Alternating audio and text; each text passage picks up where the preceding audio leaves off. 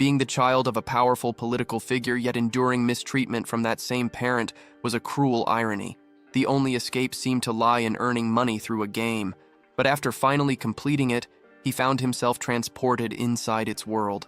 Now, he had to choose: remain under the control of the powerful, or align with the monsters and carve out a kingdom of his own. The story opened with the protagonist imagining what it would be like to win 10 billion won. Sitting before his computer, he thought about how such fortune could free him from his current life. Everyone knew him as the son of a well-known congressman, yet that fame came with suffocating pressure. He was constantly expected to uphold his father's reputation and often appeared in the media beside him. At school, a female classmate suddenly wrapped her arms around him, leaving him uneasy. She whispered for them to leave the area for a while.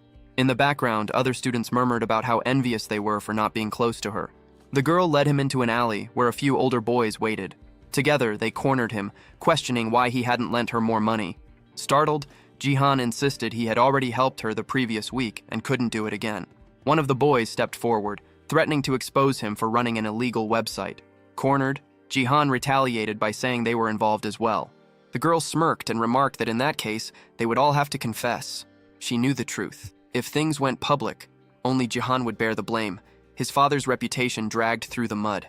With a cold confidence, she stepped closer, telling him she knew he would figure something out. Later, at home, he slams the door, but he didn't expect it to his father be already waiting. The man approached, his demeanor suggesting he already knew what had happened.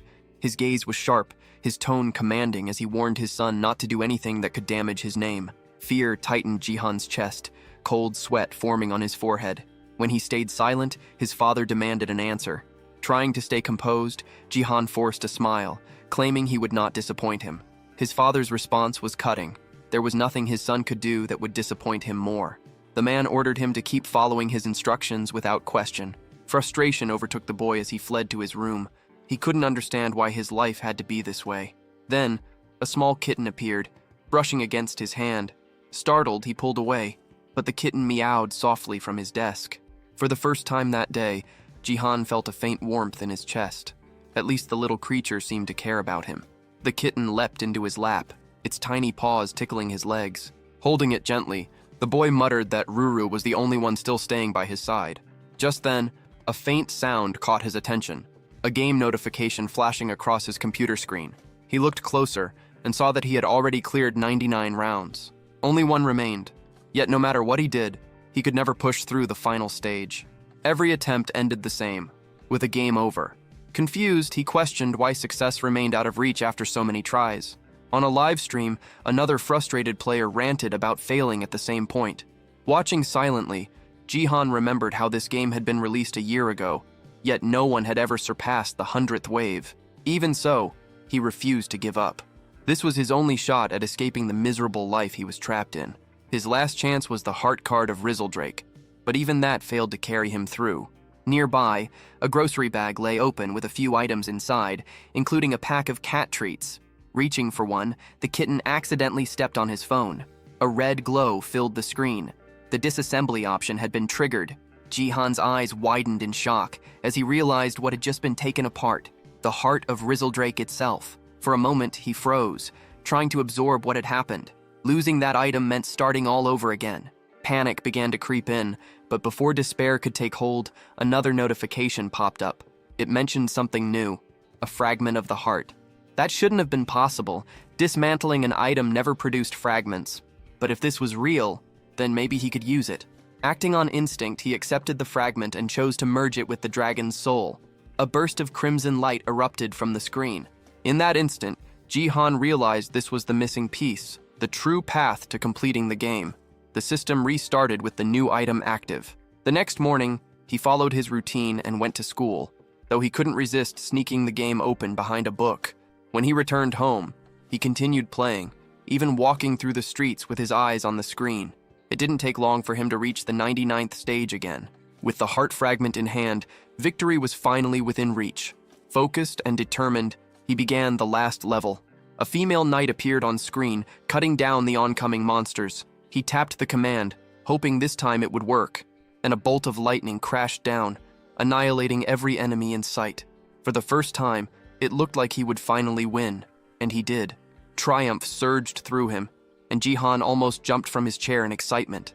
But the moment shattered when the door burst open. His father stood there holding a golf club. Startled, Jihan froze. The look on the man's face promised nothing good. The congressman spoke coldly, saying he'd received a call from classmates who had been blackmailing his son, threatening to expose his illegal activity unless they were paid off. Terrified, Jihan tried to defend himself, stumbling over his words as he apologized. But the deputy was already poised to strike, the golf club raised high. His eyes burned with malice, and the boy could only scream in fear. Tears streamed down Jihan's face as he trembled helplessly. Without hesitation, his father brought the club down, shattering the phone into pieces. The sound of destruction echoed like the end of a nightmare. When it was over, Jihan slowly pushed himself up, voice trembling as he asked about his cat, Ruru. The response he received was cold, that he wouldn't be needing the animal anymore. That single statement ignited something inside him. His anger surged, fists clenched as he glared at the man who called himself his father. The deputy sneered, demanding to know why the boy wore that expression. Sweat trickled down Jihan's face as he demanded to know where his cat was. The man's tone remained devoid of emotion as he explained that the cat was now with Jihan's mother, a woman long gone. The words hit like a knife to the chest. Shock left the boy speechless, his body stiff with disbelief. The deputy grabbed his head, forcing him to look up, and said he only needed to obey orders from now on. Finally, the man uttered a warning, not to disappoint him again. He added that he had once believed the boy capable of great things. Then, silence. Jihan lay on the floor, his broken phone beside him. A faint sound buzzed from it, the game's voice declaring that the mission was complete. But now none of it mattered. Jihan stared blankly, feeling that life itself had lost all meaning. The voice from the device continued, speaking again, this time inviting him to another world. Before he could react, lightning ripped through the sky, flashing inside his room. The light swallowed him whole. When the brightness faded, Jihan stood in the grand hall of a castle, the heart of the game's kingdom. People surrounded him, their eyes wide with awe. They called him the legendary knight, chanting that he would be the savior of their realm. Disoriented, he tried to make sense of it all. His tears wouldn't come.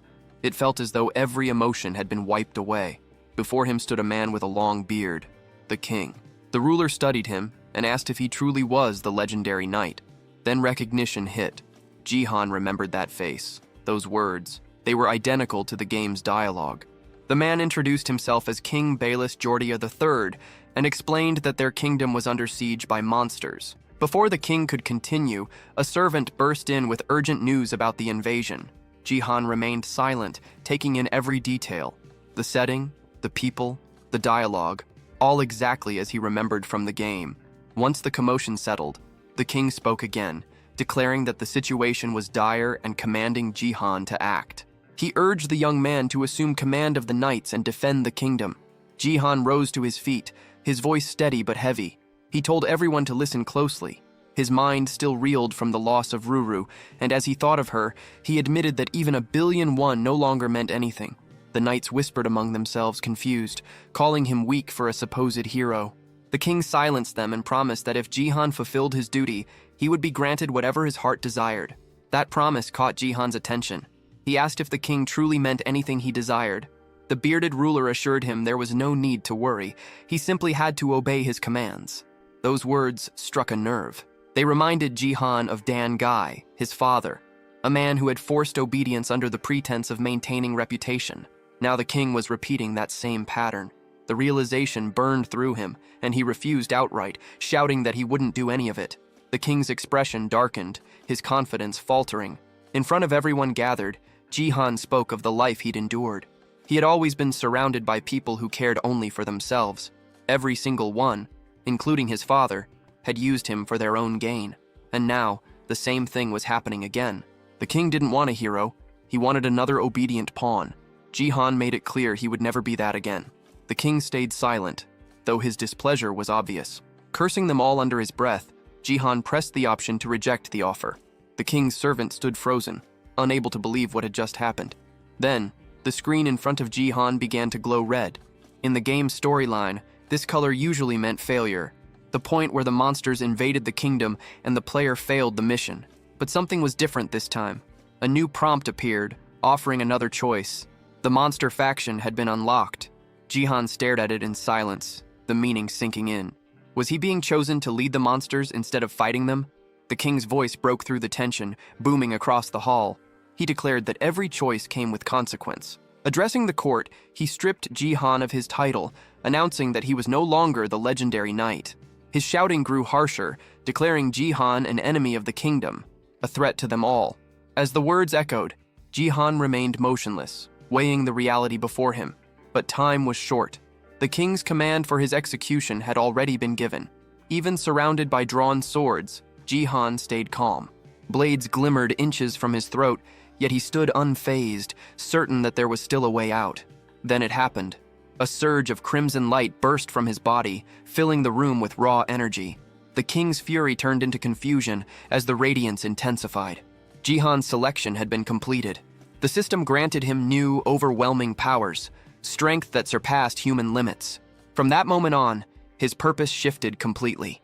His goal was no longer to save humanity, but to erase it. He would side with the monsters and burn the kingdom to the ground.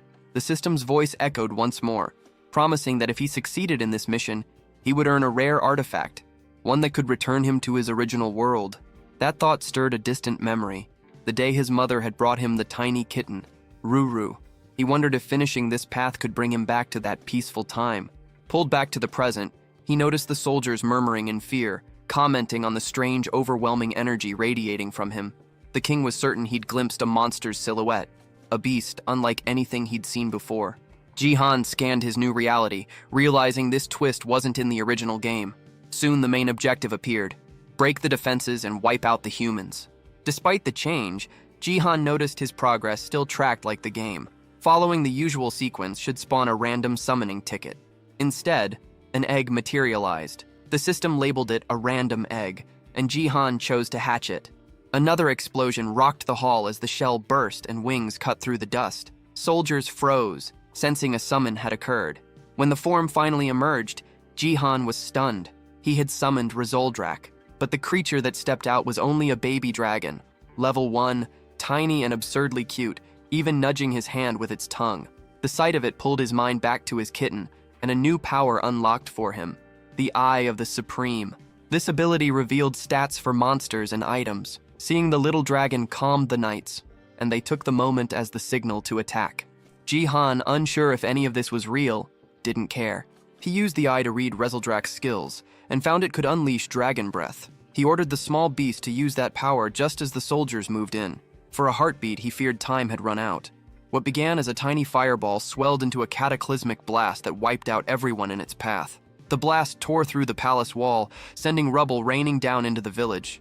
Standing before the ragged hole, Jihan felt a raw awe at the dragon's strength. The onlookers couldn't believe a single strike had done so much.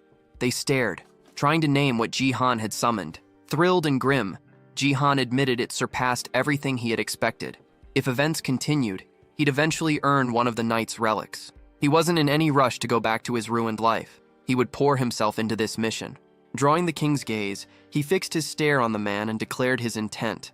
He would bring about humanity's destruction, driven to claim the final prize. Amid the palace chaos, others nearby whispered, wondering what on earth had just happened. Nearby, a knight sprinted with everything he had, believing he could end the fight right there. Jihan commanded the dragon to fire again. The king's servant immediately shouted for the guards to protect their ruler, and the armored soldiers rushed to form a wall of steel in front of him. Jihan raised his hand, marking the target, while the small dragon began gathering power. His intention was clear: to wipe the king out completely. Meanwhile, the approaching knight closed the distance, while the others held their shield formation tight. Jihan waited patiently for his companion to finish charging its fire.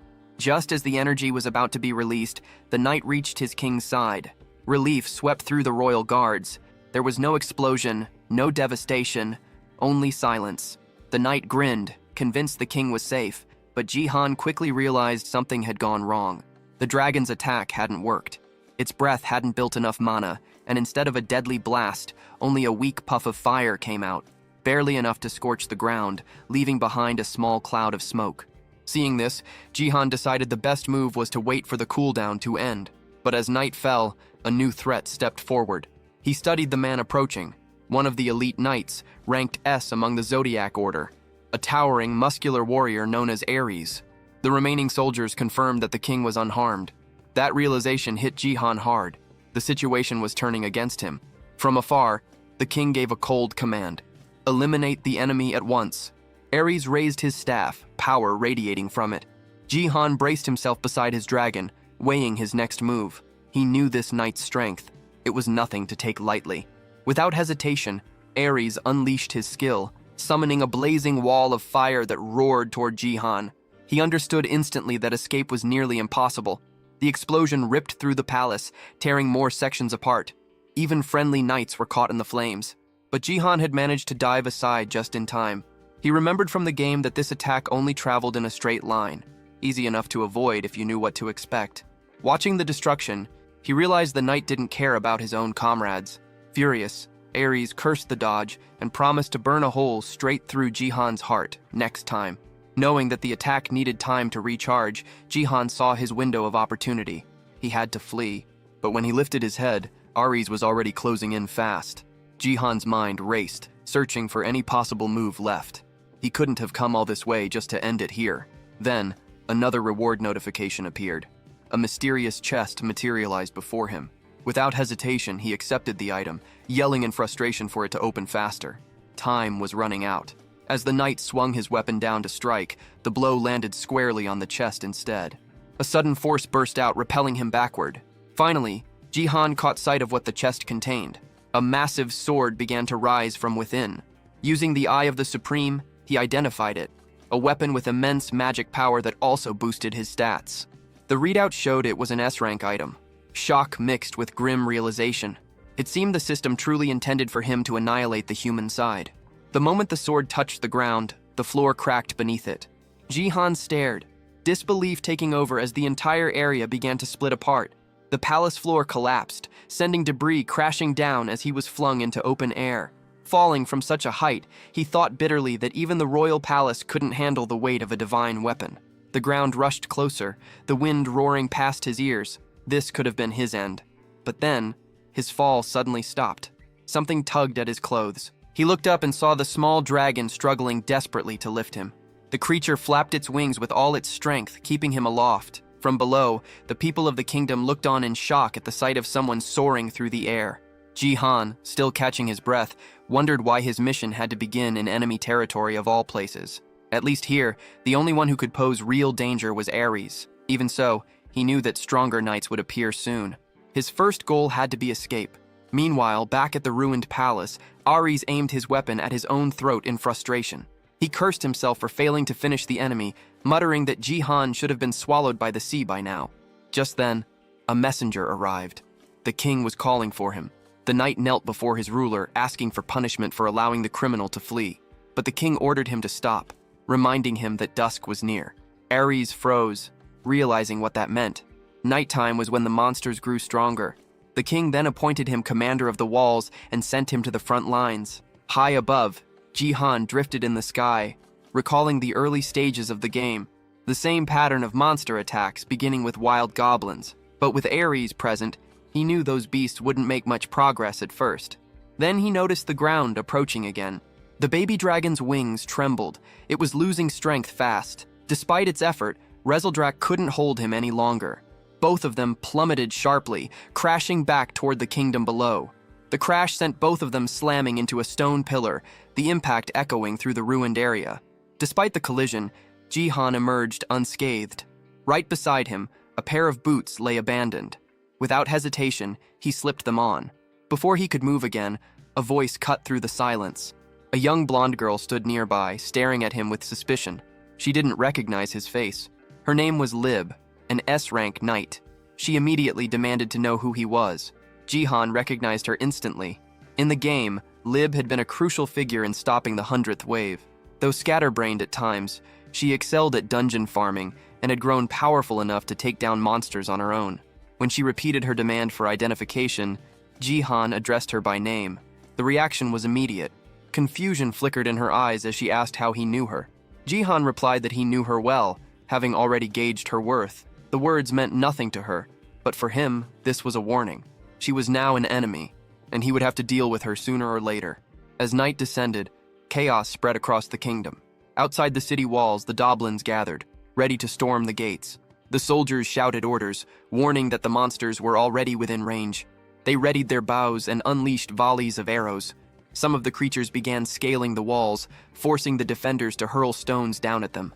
The air filled with screams, clanging metal, and the deep roar of the invasion. One of the knights muttered that they couldn't hold out much longer. Another shouted that Dryce was on his way to reinforce them. Meanwhile, in another corner of the battlefield, Lib's interrogation continued. She warned that if Jihan refused to answer, she would act on her own. Jihan thought about eliminating her immediately, but realized it was impossible for now. He'd have to bluff his way through.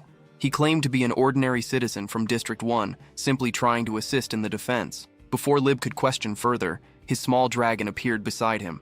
The knight's eyes widened at the sight of the creature, her body tensing. It was, after all, a monster. Sweat formed on Jihan's forehead. Rezeldrak wasn't supposed to show up yet. The girl's suspicious look made it clear she was on edge, and he struggled to think of an excuse. But before he could speak, Lib stepped forward, sword raised defensively. She declared that she would protect him from the beast. The baby dragon tilted its head, letting out a confused, almost innocent expression. Lib's gaze hardened, but the creature didn't react aggressively. Slowly, she realized the little monster wasn't hostile at all. Then, a thunderous explosion erupted nearby, shaking the ground. Lib's attention snapped toward the noise, and Jihan seized the moment. He motioned to his dragon and bolted from the area, vanishing into the chaos of the night.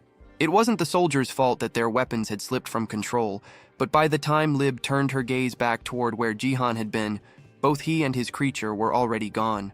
A soldier ran up to her, shouting about the gate. The look on his face made her heart tighten. Whatever was happening there was bad. Loud, pounding strikes echoed from that direction. Inside, the guards waited in tense silence, their fear written across their faces as the gate began to splinter under pressure. Lib arrived just in time, commanding the soldiers to prepare for close combat. Archers drew their bows, aiming at the horde of goblins swarming beyond the wall. Among them stood one far larger than the rest, a giant whose sheer strength was enough to break through at any moment. With a roar, the massive goblin swung its weapon, and the gate burst apart. Lib tightened her grip on her sword, calling her troops to charge. The soldiers braced themselves as the enormous creature led the invasion. But before the monsters could advance any further, flames burst across the battlefield. Riz appeared, his arrival catching even Lib off guard. Seeing the breach, he unleashed his fire skill without hesitation, engulfing the enemy ranks. The goblins screamed as the flames devoured them. Standing tall, Riz smirked at the devastation, remarking that the monsters still had a long way to go. High on a distant ridge, Jihan watched the clash unfold below.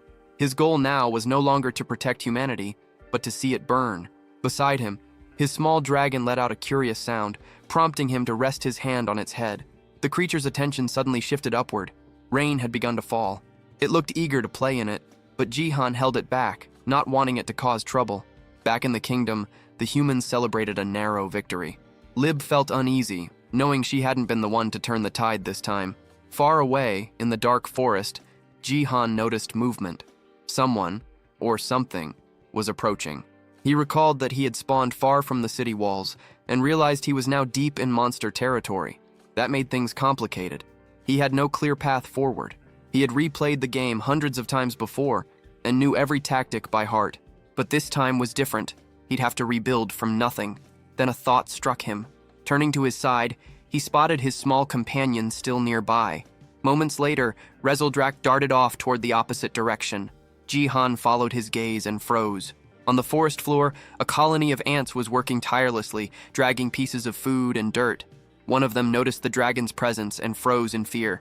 Rezeldrak crouched low, watching them closely, fascinated. Pulling his companion aside, Jihan exhaled slowly and began thinking of his next move. Out of nowhere, a new mission prompt appeared before Jihan's eyes. The objective was clear. He had to create a faction of monsters. He paused, trying to figure out how to even start that. If he needed to recruit monsters like goblins, now would be the perfect moment, but there weren't any nearby. He wondered how he would even communicate with them if he found some. That was when something unusual moved in his peripheral vision. By the time he turned, it was already upon him. A sudden strike came fast. Someone was trying to kill him. The blade glinted inches from his neck, and a figure stood right in front of him. His eyes widened in confusion. Claws grazed his skin. When he focused on his attacker, recognition struck. The figure was a young girl, a beastkin, a hybrid between human and animal. Jihan instinctively labeled her as a rabbit, but her reaction showed she didn't appreciate that. She snapped back, insisting she resembled a fox instead, and even tried to justify it. Their argument lingered in the air, her irritation obvious. Remaining calm, Jihan studied her more closely and finally realized she truly did resemble an Arctic fox. The girl leaned closer, sniffing the air. Then she began circling him, her nose brushing against his clothes as she took in his scent. Her tone shifted. She admitted that while he looked human, his scent was undeniably that of a monster. That revelation startled Jihan. Moments later, 2 new notifications appeared. The first granted him the ability to communicate with other beings. The second gave him natural charisma, increasing how positively others perceived him. With that, Jihan understood why he was able to converse with her so easily. Still, the girl didn't seem entirely at ease. Her questions came rapid and suspicious. Who was he really? Jihan felt uneasy, wondering if the attraction skill wasn't working as intended. Then a sudden movement interrupted everything.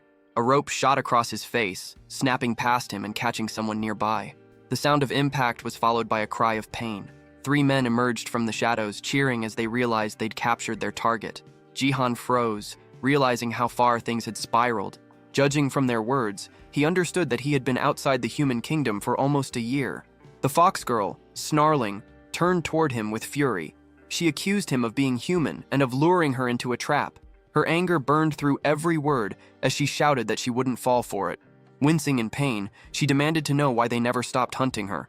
Jihan quickly understood. There had been a misunderstanding from the start. The humans began pulling the rope again, and the girl's body lifted off the ground. The arrow lodged in her leg twisted as she was yanked upward. The largest man in the group braced himself, pulling hard on the line, but the girl seized the chance to retaliate, preparing to strike back with all her strength. Jihan stayed back and watched, waiting to see how things would unfold. The fox girl took a hard punch to the face, but the human attacker hadn't counted on a reply.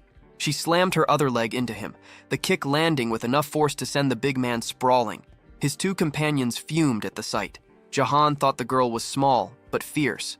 One of the men stormed over, cursing her for defending herself, and then stamped a boot down on her head to shut her up. Jihan's body remained still as the abuse continued. The fox girl writhed under their blows, and anger began to rise in him. Another hunter moved closer and asked if everything was fine, assuming Jihan was human and warning him about the danger in the area. He questioned why Jihan was alone. The fox kept chattering, but the man didn't understand her tongue. Ready to strike something nearby in punishment, he lifted his hand, but the group leader ordered him to stop, arguing she might die if hit. The short man muttered an apology for losing control, which eased Jihan. He'd feared she might be killed. The leader's mood turned sharp. He accused Jihan of speaking with the girl earlier, then shoved a knife into Jihan's stomach to prove a point. Blood slicked the blade as it clattered to the ground. Jihan clutched his wound and tried to make sense of the threat. The fox watched him close and slowly realized he wasn't an enemy. Heat flared through Jihan's body. The stab had been meant to kill, but vital points had been missed on purpose. Spitting out blood, he felt the poison taking hold. The leader coldly declared Jihan would be dead within 12 hours, unless he translated what the monsters said, brandishing an antidote as leverage. They held the fox captive, forcing Jihan to act as interpreter to learn where her clan lived. Jihan had never even known a fox people village existed. Confusion roiled through him, while the hunters explained that such a settlement did lie hidden nearby. The fox girl suddenly lunged, bared her fangs, and moved as if to bite her own tongue to end it all, a desperate act to avoid betrayal. The man yanked her back and stopped her. Watching that, Jihan understood how fiercely tied she must be to whatever family or pack she protected. The young girl's mouth was forced shut as the men mocked her, calling her a wild beast. The leader repeated that if she revealed her tribe's location, both she and Jihan might live. The word struck Jihan like a memory. He recalled that same cold, calculating stare from his old schoolmate, the one who used to blackmail him. Back then, he had lived under constant fear, always following orders, always being used. To everyone else, he was nothing but a tool to exploit. But this time, he refused to let things play out the same way.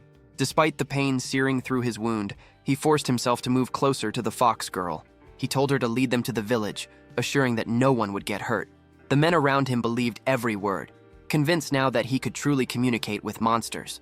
Lowering her head, the girl whispered that over 100 of her kind lived there, then asked if she could really trust him. Jihan held her gaze for a moment before admitting he wasn't on the side of humans. With one hand pressed to his bleeding stomach, He confessed he knew exactly how cruel they could be. As he turned forward, something caught his attention. His dragon was sneaking up behind the hunters, charging up its destructive energy. Fear shot through him. If this went wrong, they'd both die. He tried to stay calm, pretending nothing was happening while buying time for Rezeldrak to finish gathering power. But his shift in demeanor didn't go unnoticed. The leader eyed him suspiciously, and the short man to the side spotted the creature, shouting a warning. The leader spun around, but by then, Jahan was sure enough time had passed. The dragon's red flames blazed to life, yet, to his disbelief, only a weak burst came out. The attack fizzled instantly. Jahan froze, stunned that it had failed again. The hunters stared, equally baffled, and even the poor dragon looked confused by the tiny spark it produced. Jahan realized then that Rezeldrak hadn't recovered enough energy yet. The big man laughed, saying the blast was pathetic, though strong enough to burn if it had hit directly. Without hesitation, the leader snatched up a metal bat, calling the dragon a useless insect, and swung. Jahan could only watch as the blow connected. His small companion was launched through the air, hitting the ground hard and rolling several times before going limp. Dizzy and trembling, the creature lay motionless. Furious, the man cursed the dragon for daring to resist and advanced again, raising the bat for another strike. Jahan's body refused to move. He could only stare helplessly. The leader ordered his subordinates to restrain Jahan and the fox, while he dealt with the dragon himself. Rezeldrak remained on the ground, unconscious. Grinding his teeth, Jahan felt the same bitter truth sink in. Once again, he only held value because of what he could do for others. Everything was repeating exactly as it had in his old world. He had spent his whole life living in humiliation, constantly bending himself just to satisfy others. Yet no matter how much he tried, he always ended up isolated and unwanted. Whatever happened, he knew one thing. He would never go back to that miserable reality. From that moment on, he swore he would never regret anything again. The leader raised his weapon, ready to crush the small dragon. Even the fox girl froze, horrified at what was about to unfold. Jahan's face hardened, and his body reacted instinctively. His passive monster ability activated, surging through him like fire. In a flash, he crossed the distance between them and swung his fist. The strike landed with bone-shattering force, sending the leader hurtling through the air.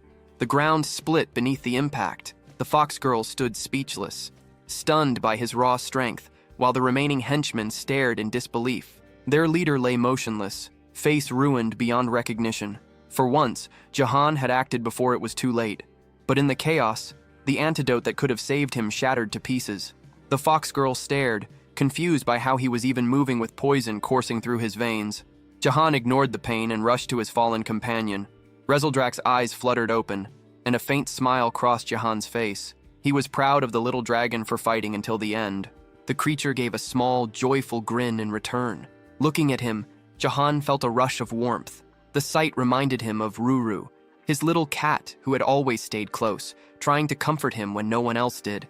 That memory filled him with resolve. He made a silent promise. He would protect his new companion no matter what. His expression softened as he smiled faintly, thinking that no matter what the future held, he and his partner would stand together. Behind them, the surviving hunters spat curses, threatening to report everything to their boss. Jahan turned toward them with cold fury, his glare enough to make them hesitate. Realizing what would come next, they panicked and fled into the woods. Rezeldrak cheered weakly, proud of their victory. But the moment didn't last. Jahan's body gave out, his legs collapsing beneath him. He hit the ground hard as the fox girl rushed over. She stared in shock, thinking he might be gone. The little dragon whimpered, nudging his shoulder desperately. Jahan's eyes fluttered. His breathing was shallow, and he felt his strength slipping away. This had to be the end. His last image before blacking out was Rezeldrak's worried face hovering over him. Then came the memory, the hospital room, the beeping machines. His mother lying frail and pale. He'd been alone back then too, abandoned while his father never once came to see them. The memory burned through him with the same ache as before. Slowly, consciousness crept back. When he opened his eyes, he realized he was being carried. The fox girl held him firmly as they made their way through a dark, winding cave. Soon, light appeared ahead. They emerged into a quiet village filled with beastkin, most of them resembling rabbits. The residents froze upon seeing him, whispering among themselves. Despite his human appearance, they could all sense it. His scent was that of a monster. They lingered near the window, whispering to each other, wondering when he would wake. But Jahan was already conscious. He simply didn't want that much attention. The fox girl soon stepped forward, asking the others to give him some room. From where he lay, Jahan immediately recognized her voice. When she entered, she asked if he was awake and explained that his presence had drawn interest. It was the first time anyone had seen a human in their village, and besides, he didn't even smell like one. Looking down at his hands, Jahan noticed something.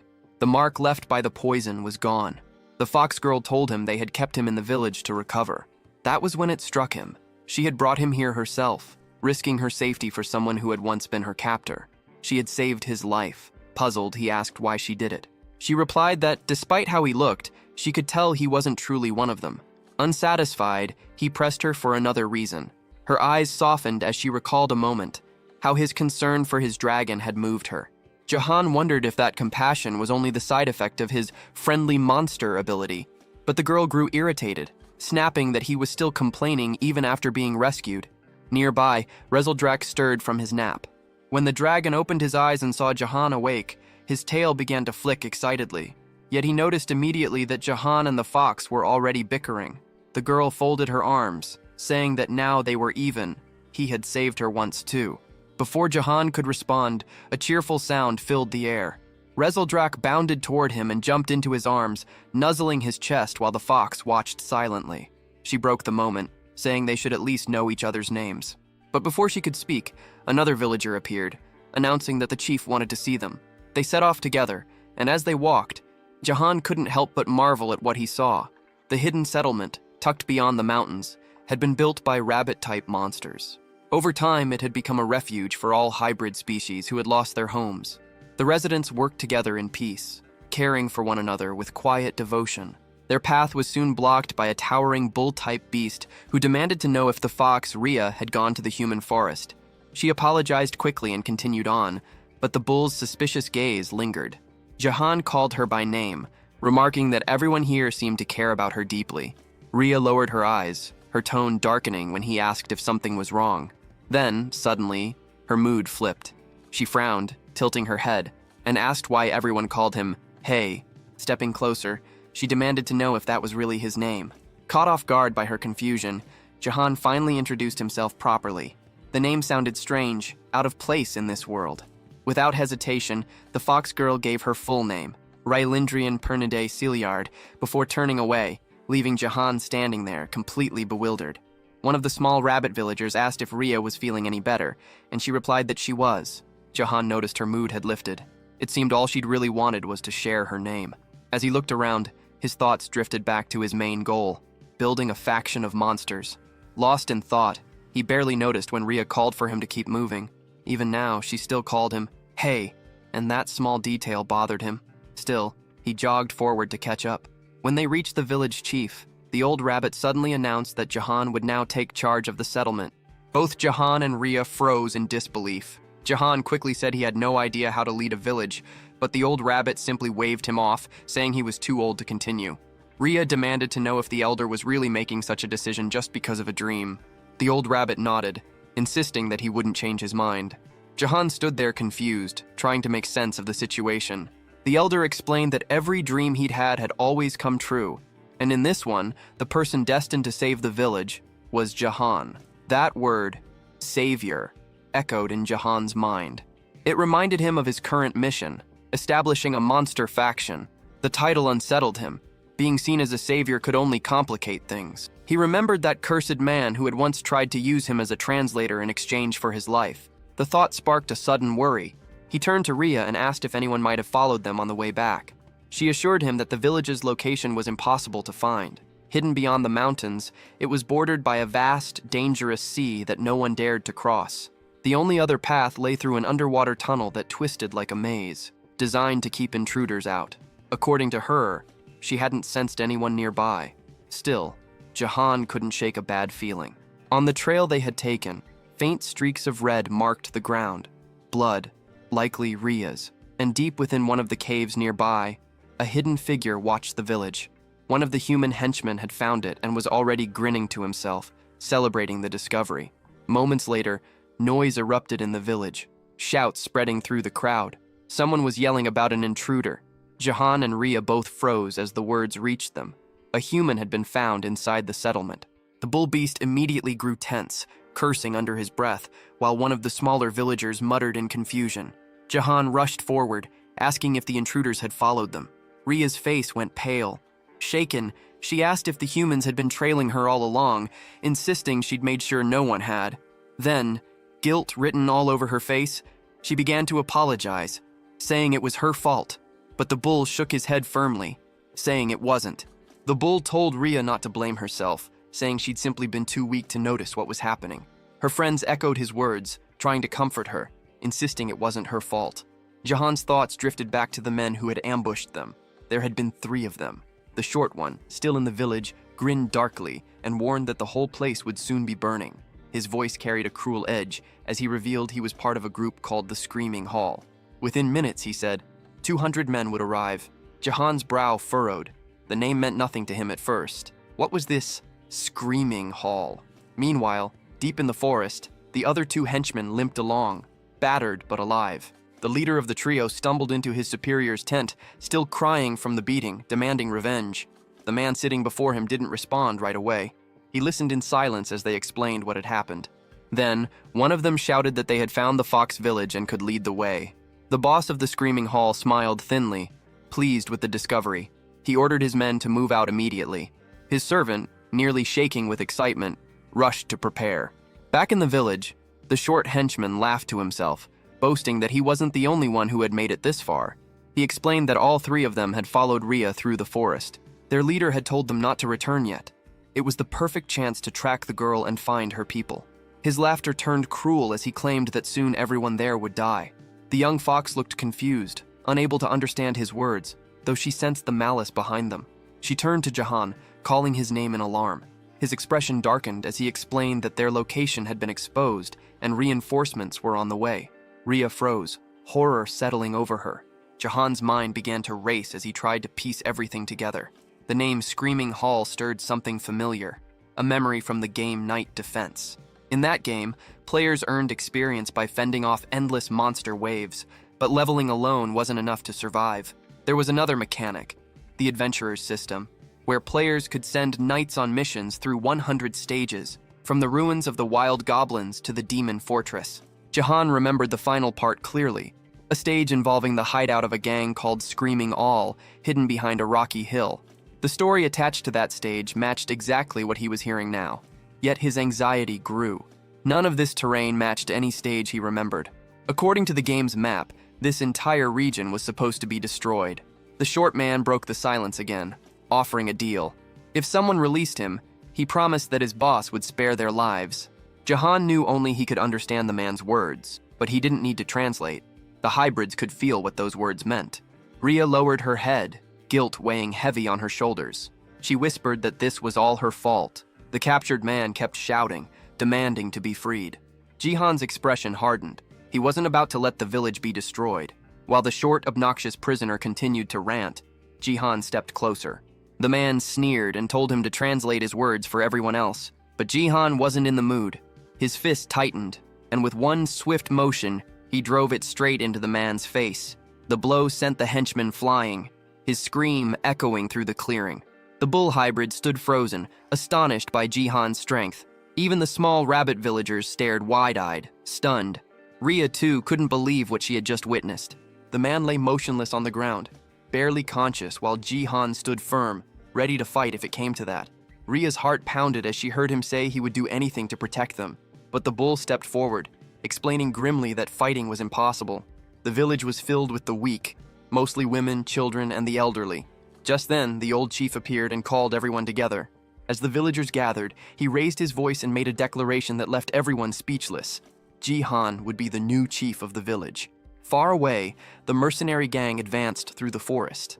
Their leader's eyes gleamed as they reached the rocky hill. The reports had been true. The Fox village was hidden right behind it. Grinning, he announced that this place would soon serve as their new base. With that, he ordered his men forward.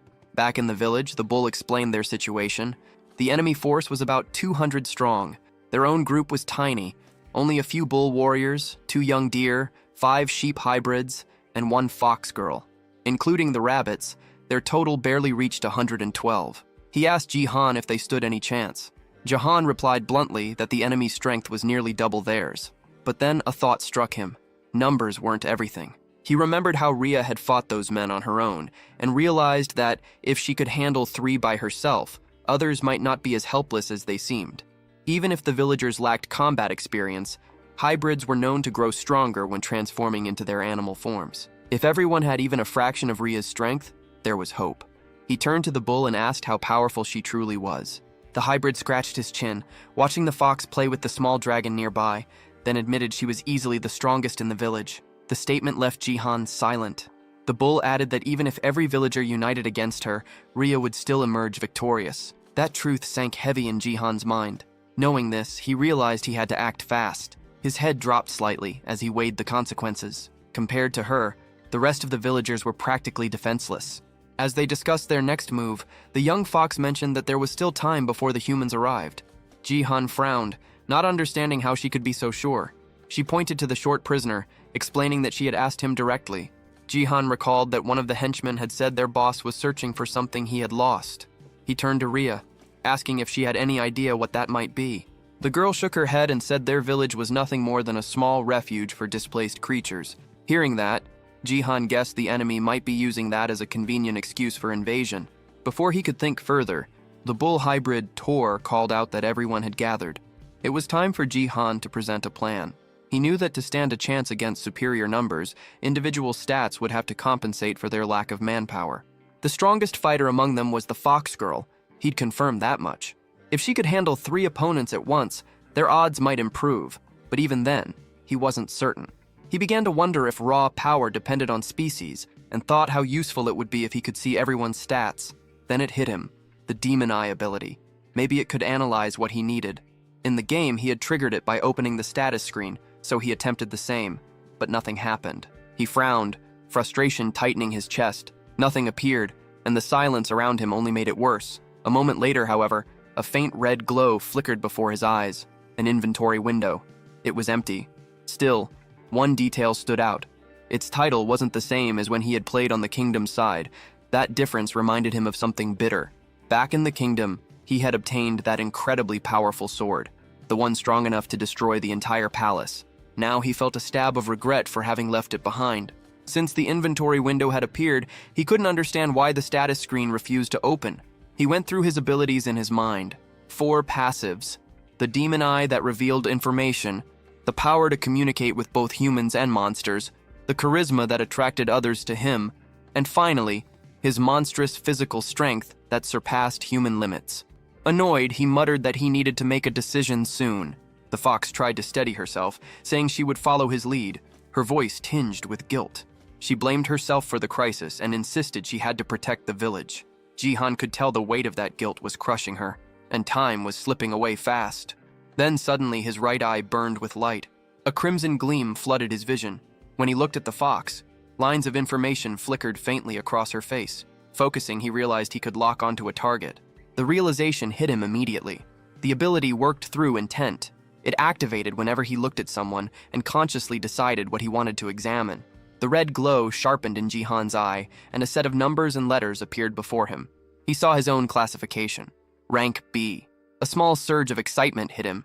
That ranking matched an average knight's level in the game. Shifting his focus, he turned his attention toward Rhea. Her stats appeared clearly, and one thing stood out. Her attack power far exceeded the rest. While she continued speaking beside him, Jihan wasn't paying attention. His mind was locked on the glowing skill window. A small heart icon caught his eye, and he wondered what it represented. Instinctively, he reached out to touch it. Only when Rhea flinched did he realize what he'd done. His finger had poked her nose. Trying to brush it off, he muttered that it hadn't been intentional. But the fox girl's face flushed with anger, and in the next second she lunged at him, claws out. After the brief scuffle, Jihan called for Tor, asking him to gather everyone in the village. A thin scratch now marked his cheek, but he assured them it was nothing serious. Soon, the villagers assembled just as he requested. He needed them all in one place to analyze their stats. The process was long and exhausting, each scan draining his focus. When it was finally over, he exhaled in relief. The results confirmed what he had suspected. He could now tell who was strong and who wasn't. Even as a hatchling, Rezeldrak was still the most powerful among them. His attacks carried immense destructive force. though they drained all his mana in one burst. With that limitation, Jihan knew the dragon wouldn't be able to fight this time. That left only Rhea, a rank B, and Tor, who was rank C. The rest of the villagers fell into lower tiers, the weakest of all. Even without seeing the enemy levels, Jihan could guess the approaching mercenaries averaged around rank C. The realization tightened his chest. They were outmatched in every way, fewer in number, lacking proper skills and equipment. Under these conditions, defending the village would be impossible, but this wasn't a game anymore. The rules were different here. He looked around the settlement and began thinking. If he couldn't rely on stats, he could rely on the environment, create variables that wouldn't exist in a game. His mind raced with possibilities. Calling Rhea and Tor over, he told them they needed to plan a new strategy. Meanwhile, far beyond the mountain, the gang pressed forward. Their leader walked at the front, flanked by 2 rabbit scouts moving ahead to check the path. The young male rabbit turned to his sister, whispering that they should return to warn the others. Before they could move, a sharp sound cut the air. The boy dropped instantly, struck in the head. The girl froze, horrified, staring at her brother's body lying motionless on the ground. The one who had struck him was the screaming hall leader himself. A cruel grin spread across the man's face as he stepped past the corpse, leaving the girl trembling. Tears welled in her eyes before she shut them tight and bolted, shifting into her rabbit form as she fled through the forest. One of the henchmen asked if they should chase her, but the leader waved him off with a smirk. His voice was low and venomous as he said there was no need. He was already spreading the infection. The village was in motion, every hybrid working together to put the plan into action. Tension filled the air as they prepared for what was coming. Then, through the misty entrance, the little rabbit who had escaped earlier came running, her eyes wide with panic. Jahan immediately noticed she was alone. The girl stumbled forward, shouting that the humans had already arrived. Even Tor, the bull, froze at her words. Rhea stepped forward, confused, asking why the rabbit's fur was soaked in red liquid. But the girl was too terrified to explain clearly. She kept repeating the same thing. The humans were already here. Despite the panic spreading around him, Jahan stayed composed. He was the first line of defense for the monster faction, and he was ready. Gritting his teeth, he swore he wouldn't let the village fall. Far from the village, the mercenary gang finally reached the cave entrance. Their leader asked if this was truly the fox's den, and his men confirmed it. Confident, they pushed forward, determined to finish everything before sunset. Back in the village, Rhea's ears twitched. Her heightened senses caught something. The humans were getting closer. She turned toward Jahan, asking if he was sure the plan would work. The gang kept moving deeper, following the mapped route. The leader estimated they would reach the village within 30 minutes. The air felt still, almost too quiet, and he muttered that the silence meant they were being watched. One of his hairy subordinates grinned, promising to take revenge for the humiliation they'd suffered before. Then a sound broke the stillness, a faint creak beneath their boots. The ground began to tremble. Cracks spread rapidly across the tunnel floor before anyone could react. With a loud crash, the ground gave way. Several men plummeted into the hole, shouting in pain as they hit the bottom. Those who stayed above backed away just in time, dust and gravel raining over them. The leader barely managed to grab one of his men by the arm, pulling him from the edge. Below, groans filled the air. Some had twisted legs and broken bones. The hairy subordinate growled that the villagers had laid traps along the path. The leader's face darkened as he examined the floor ahead. He realized what had happened. The enemy had dug pits and covered them with wooden boards disguised by dust and debris. Any heavy step was enough to make the ground collapse. Another man muttered that none of this had been here the day before. The leader didn't respond. Instead, he moved forward, his patience thinning. As his men followed, he cursed under his breath, their confusion growing as they watched him pick up a large rock with ease. Without warning, he hurled it ahead. The stone slammed into the ground and instantly broke through it. Another pit trap. The leader smirked. He explained that the tunnel was originally solid rock, which made it easy to tell where traps had been dug. Any section filled with loose dirt or gravel would collapse. Following his lead, his men began to spot the differences. The rocky patches were safe, while the dusty ones were not. Feeling satisfied, the leader declared that humans like them wouldn't fall for such simple tricks again. He ordered a few of his men to stay behind and pull the injured out of the hole. Meanwhile, inside the village, Rhea's sharp ears caught faint echoes, the sound of the enemy realizing their traps had been discovered. Jihan grinned. Everything was unfolding exactly as planned. He had counted on the enemy discovering the traps. Digging through the rock would slow them down for hours, and even if it only worked once, it was enough. In truth, there were only 2 real traps. The rest were fake, just decoys to waste their time. That was the point, to stall them for as long as possible. Deeper inside the tunnel, the gang pressed forward. Some of the men moved cautiously now, terrified of another pitfall. As they advanced, one of the subordinates warned that a crossroads was up ahead. When the leader saw it, he frowned. There weren't 2 paths like before. There were 3. The long-haired man muttered that he didn't remember a split like this, swearing that it hadn't been there earlier. He pointed out a bush near the wall, recognizing it as a clear sign of deception. The leader narrowed his eyes, realizing what was happening. It was another stall tactic. They were trying to buy time, probably preparing something inside the village. He wouldn't let that happen. He ordered his troops to divide into smaller squads. The long-haired man would take the left tunnel. The large brute would lead the middle route. The leader himself would go right. The left group advanced first, only to hit a dead end where the tunnel had collapsed. Meanwhile, the middle group spotted faint light ahead and assumed it was the exit. Their commander signaled everyone to get ready for a fight. The left group soon saw light too, convincing them they were also near the surface. Believing he had chosen the correct path, the leader ordered that no hybrid should be left alive. The group surged forward without hesitation. But on the right-hand path, the one the leader took, things were different. His squad emerged not into the village, but into the middle of the forest. He realized immediately that he had been misled again. Back at the true exit, the middle group broke through into the village perimeter. Their commander barked an order to hold position and sent one of the men back to alert the boss. The runner turned, only to find a strange sight. One of their own was tied to a tree, gagged and struggling. The bound man's eyes darted wildly. Sweat poured down his face as muffled cries escaped the cloth in his mouth. He tried to ask for the boss, but before anyone could react, he noticed something. They were surrounded.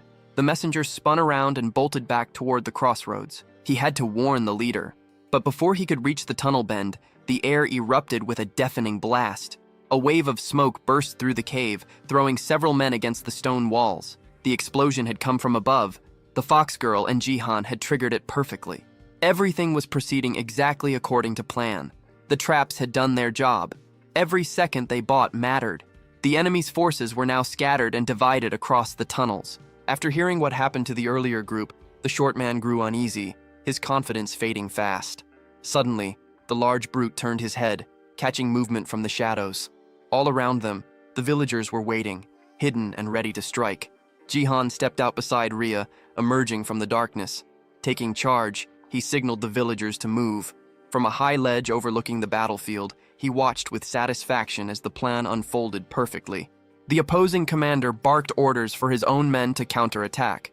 Both sides now stood face to face, the air tense, seconds away from erupting into chaos. The mercenary leader hefted his massive hammer, preparing to crush anyone who got in his way. Jihan raised his voice, giving a single command. It was time for the hybrids to transform. In an instant, smoke burst across the area, swallowing everything. The human soldiers staggered, confused, wondering if the villagers had vanished. But it was all part of the plan. Jihan had learned earlier that when the beast folk transformed, their bodies released a dense mist. He'd turned that natural trait into a battle tactic. Hidden in the haze, no one could tell where the next strike would come from. From within the cloud, Tor the bull emerged first, gripping a massive stone above his head. He charged forward with brute force. Further out, human soldiers called out in panic, unsure what was happening. The smaller rabbit fighters seized the moment. They targeted the isolated ones, launching surprise attacks while others dug beneath the ground, grabbing ankles and throwing enemies off balance. Distracted soldiers were suddenly hit from above, swift kicks to the face and chest from unseen directions. One young mercenary screamed and bolted, overwhelmed by the chaos. Elsewhere, 3 men tried to subdue a sheep hybrid, only to find their blows passing through empty air. Their target moved too fast, slipping between strikes like smoke. In another section, shouts erupted as several humans clutched their heads, scalded by streams of hot liquid.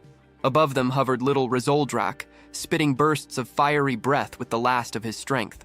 So far, Jihan and Rhea hadn't needed to join the fray. The battle was flowing exactly as planned. Still, he stayed alert, watching every shift in the fight. Nearby, the short man regrouped with 2 of his allies, weapons drawn. They aimed at the rabbits tunneling through the soil, hoping to catch them off guard. Seeing the danger, Jihan called for Rhea. The fox girl darted forward, a blur of motion. Even Ji-han, who had seen her fight before, was stunned by her speed.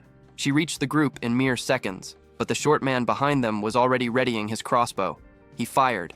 The arrow cut through the air, heading straight for Rhea. She saw it a heartbeat before impact, and to everyone's disbelief, twisted her body just enough to dodge it. Rhea shifted her stance, her body flowing with sharp precision as she readied her next move. Without hesitation, she launched forward, her legs slicing through the air and connecting hard with a man's face. He smirked, thinking he'd managed to block her blow, but her speed was beyond what he could follow. Before he could recover, she swept low, spinning from the ground and striking again. This time, her kick landed clean, sending him crashing backward.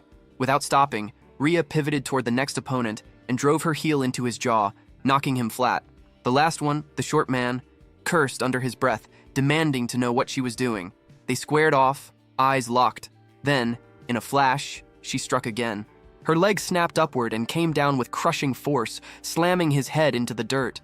Groaning, the man clutched his bruised face while the fox girl stood tall. In mere moments, she had taken all three down. Her cold glare swept over them, daring any to underestimate her again. Across the battlefield, the large brute took in the scene. His men were losing, badly. Rage twisted his features as veins bulged along his arms. With a guttural growl, he triggered his ability.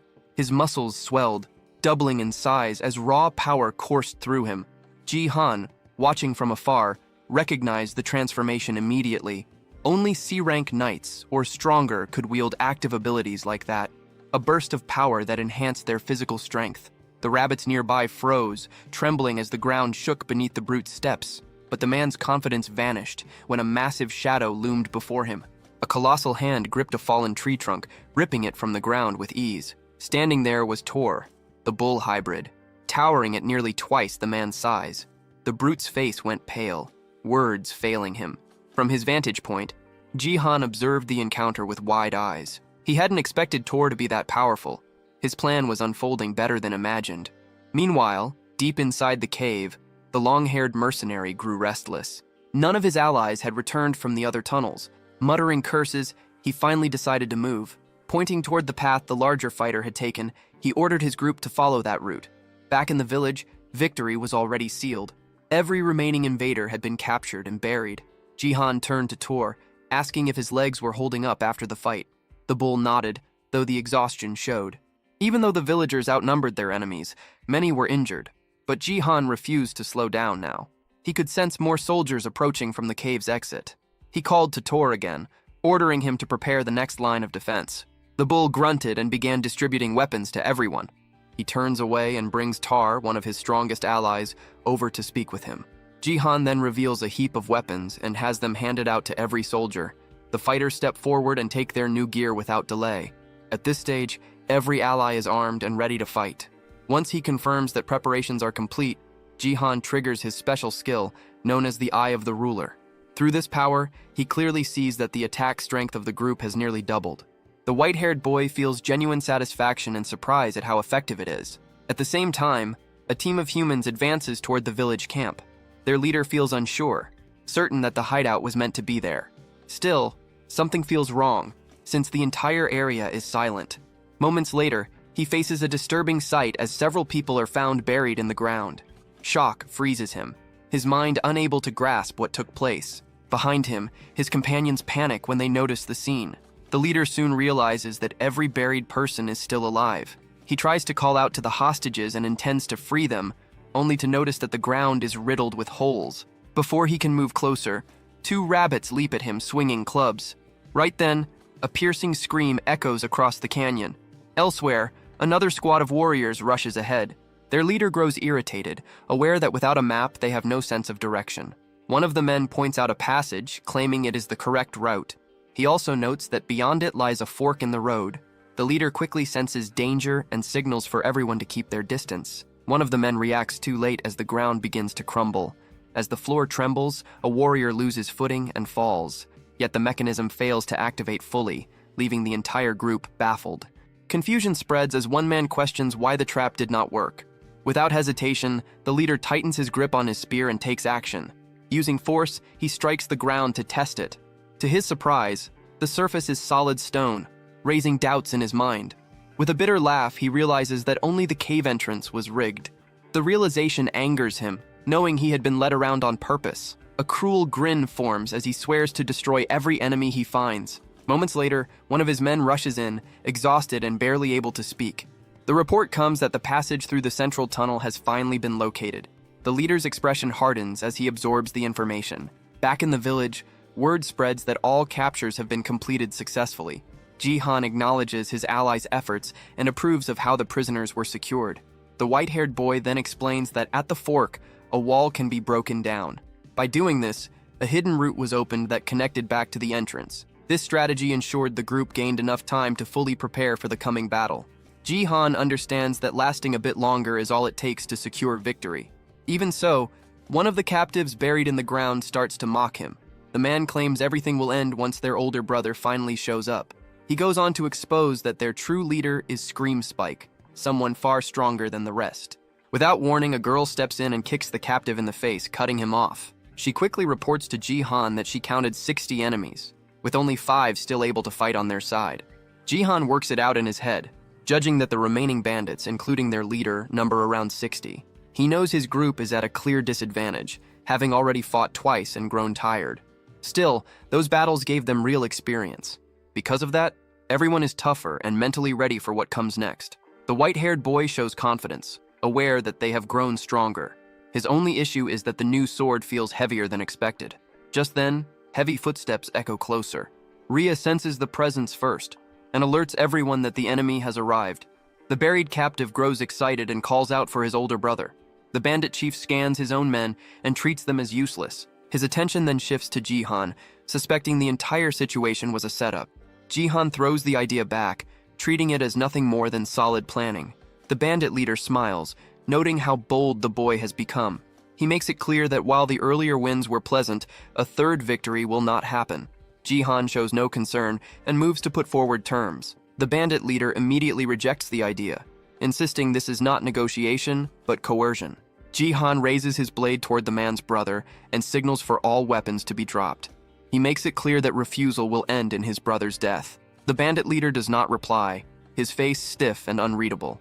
The captured man cries out in fear as Jihan recognizes how cruel the move is.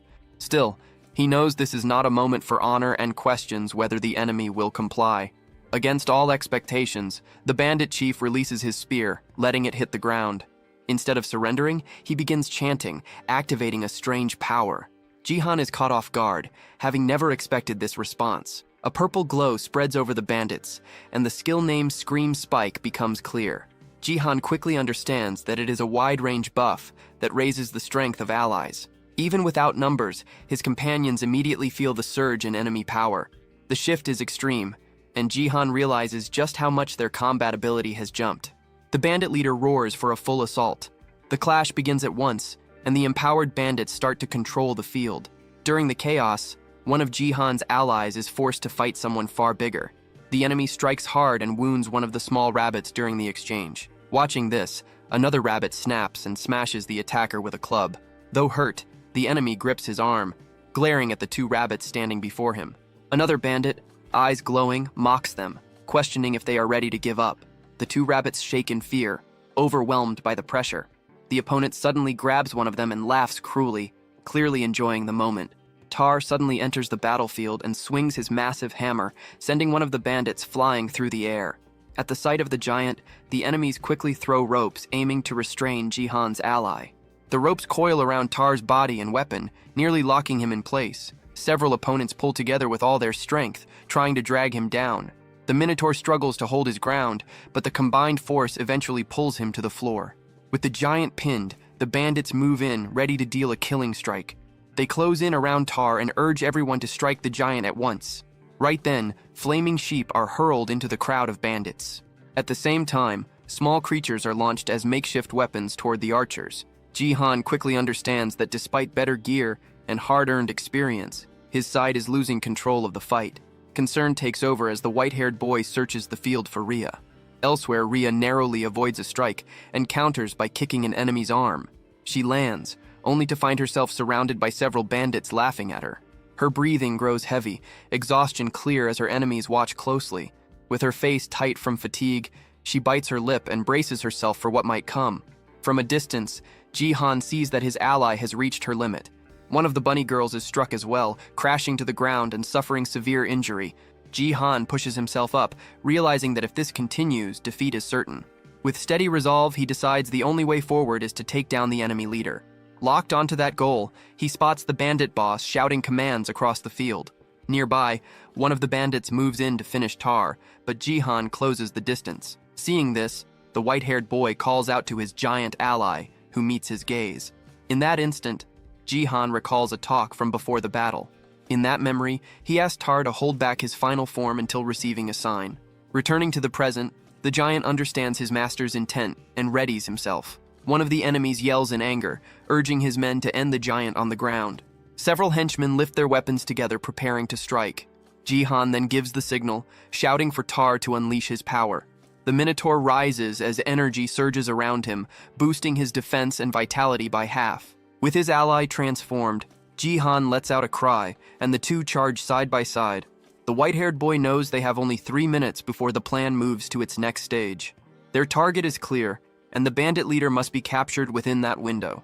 The enemy chief, however, shows no fear, and stands with a mocking grin. In answer, the giant roars, gathering strength for a decisive strike. With rage burning in his eyes, he lashes out using the whip fixed to his arm. The impact sends one henchman flying while screaming in pain. Still, the bandit leader calmly grabs the rope and orders the giant to stop. Ignoring him, the Minotaur leaps forward, fist raised to crush his foe. The enemy dodges swiftly, and the punch slams into the ground, kicking up dust. Wearing a smug expression, the leader mocks the giant for growing larger without real strength. Using that moment, Jihan bursts through the dust, launching an attack from behind. It becomes clear that the giant's assault was meant as a decoy, allowing Jihan to close the gap. In the next instant, Jihan feels a chill as he understands that the plan has failed. The bandit leader displays overwhelming power and flings the Minotaur aside without effort. Before the giant can rise, a heavy kick crashes into his body. The enemy then leaps high into the air, lining up a brutal finishing blow for Tar. Exhausted and hurt, Jihan can only watch, unable to save his ally. The villain slams down with immense force, smashing the ground and carving out a massive crater. He turns toward Jihan with a twisted grin, clearly enjoying the chaos. Gathering strength, he jumps again, aiming to crush the boy still on the ground. Elsewhere, Rhea shows her skill and quickly takes down another foe. At the same time, Jihan fails to evade and takes a crushing hit head-on. Rhea cries out in despair at the sight, even as blood runs from her wounds. Despite the pain, the white-haired boy refuses to give in. As he lies there, he recalls the moment he studied his own combat status. He knows his raw power is far below that of his two allies. Still, he stays down, aware that he has one last option left. With his face injured, he understands that against a human foe, he holds an edge. A screen appears before him, revealing his passive skill known as Physical Monster. His eyes glow as Jihan releases every bit of power he had kept hidden. This ability holds deadly strength when used against human enemies. Sensing the shift, the bandit leader freezes, caught off guard. When facing humans, all of Jihan's attributes surge by 200%. With this sudden boost, Jihan drives a devastating punch straight into the villain's face. Rhea freezes in disbelief at her master's sudden rise in power. Even the giant Tar is left stunned, unable to speak at what he witnesses. From above, the white-haired boy stands over the bandit leader lying on the ground. Jihan believes he hears something crack from the enemy's neck under the force of the hit. Yet to his shock, the bandit leader slowly pushes himself up, acting as if nothing happened. Blood runs down the villain's face as he wears a mocking grin, repeating that there would be no third victory. The look in his eyes is unstable and twisted. Jihan feels despair creeping in, struggling to understand how such a monster can be beaten. The bandit leader suddenly grips Jihan's fist with crushing strength.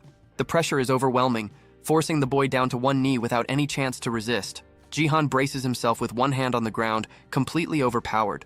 With firm resolve, he tells himself that he cannot fall now. Still, the enemy seizes his head, preparing to end it. Using all his strength, the villain smashes Jihan's face into the ground without mercy. Jihan struggles, but the grip pins him down completely. Wearing a cruel smile, the bandit leader lifts Jihan's face so everyone can see. He wants his allies to witness the defeat of the village leader. The others watch in despair, crying out for their chief. Even Tar stands frozen in shock, unable to do anything to save his master. At that point, the Minotaur calls out toward Ria as she rushes in to save Ji-han. Before she can reach him, one of the bandits raises a crossbow to block her path. An arrow strikes her leg, yet she keeps moving despite the injury. Gritting through the pain, she forces herself forward, focused only on helping her master. Ji-han notices her approach and feels a surge of concern for her safety. With his face pressed against the ground, he desperately tries to warn her of the danger. The bandit leader, convinced time has run out for them, announces that the end has come. He raises his voice to the field, making sure everyone hears what he has to say. With clear satisfaction, he declares the conflict finished and claims total victory. To seal it, he gives a final command to his men to burn everything down. Pinned and helpless, Ji-han can do nothing but watch in horror. The henchmen carry out the order, hurling flaming torches into the village. Fire quickly spreads through the crops and stored harvest. Nearby haystacks ignite almost at once. The flames reflect in Ji-han's eyes as despair fully takes hold of him. Not long after, one of the village homes is completely swallowed by fire. A bunny girl cries out in panic as the blaze spreads unchecked. With chaos everywhere, the villagers start fleeing to escape the flames. The bandits enjoy the destruction, tossing more torches without restraint. Two residents stand frozen, watching the fire with no hope left. The villain makes it clear that war was never as simple as Ji-han believed. He reinforces the truth that the losing side always loses everything. Elsewhere, several bandits mockingly bind a child from the tar race. The giant is forced to watch as friends and family are taken one by one. Amid the disorder, a rabbit girl tries to help a friend injured earlier in the fight. The villain makes it known that Ji-han's base, along with everything he built, will be wiped out. With a hand tightening around Ji-han's neck, he continues to mock his defeat. He then lifts the boy off the ground, making it clear that even his life will be taken. Even wounded, Ria witnesses everything, powerless and overwhelmed. Ji-han struggles to break free, but the grip on his throat is far too strong. The bandit leader questions whether the boy still refuses to surrender, treating the battle as finished. Ji-han, however, refuses to yield, holding on to the belief that he cannot lose. In that moment, a brief memory surfaces. He recalls a woman smiling gently at him. He remembers her wish for her son to form bonds and befriend a girl. He remembers his goal of returning to that time and destroying the human faction. Driven by that memory, he forces out his resolve, declaring that he will not stop until his ultimate goal is reached. With everything he has left, the white-haired boy unleashes his determination, refusing to give up. This sudden willpower leaves his allies stunned. The giant and the fox girl look toward him with renewed hope in their eyes.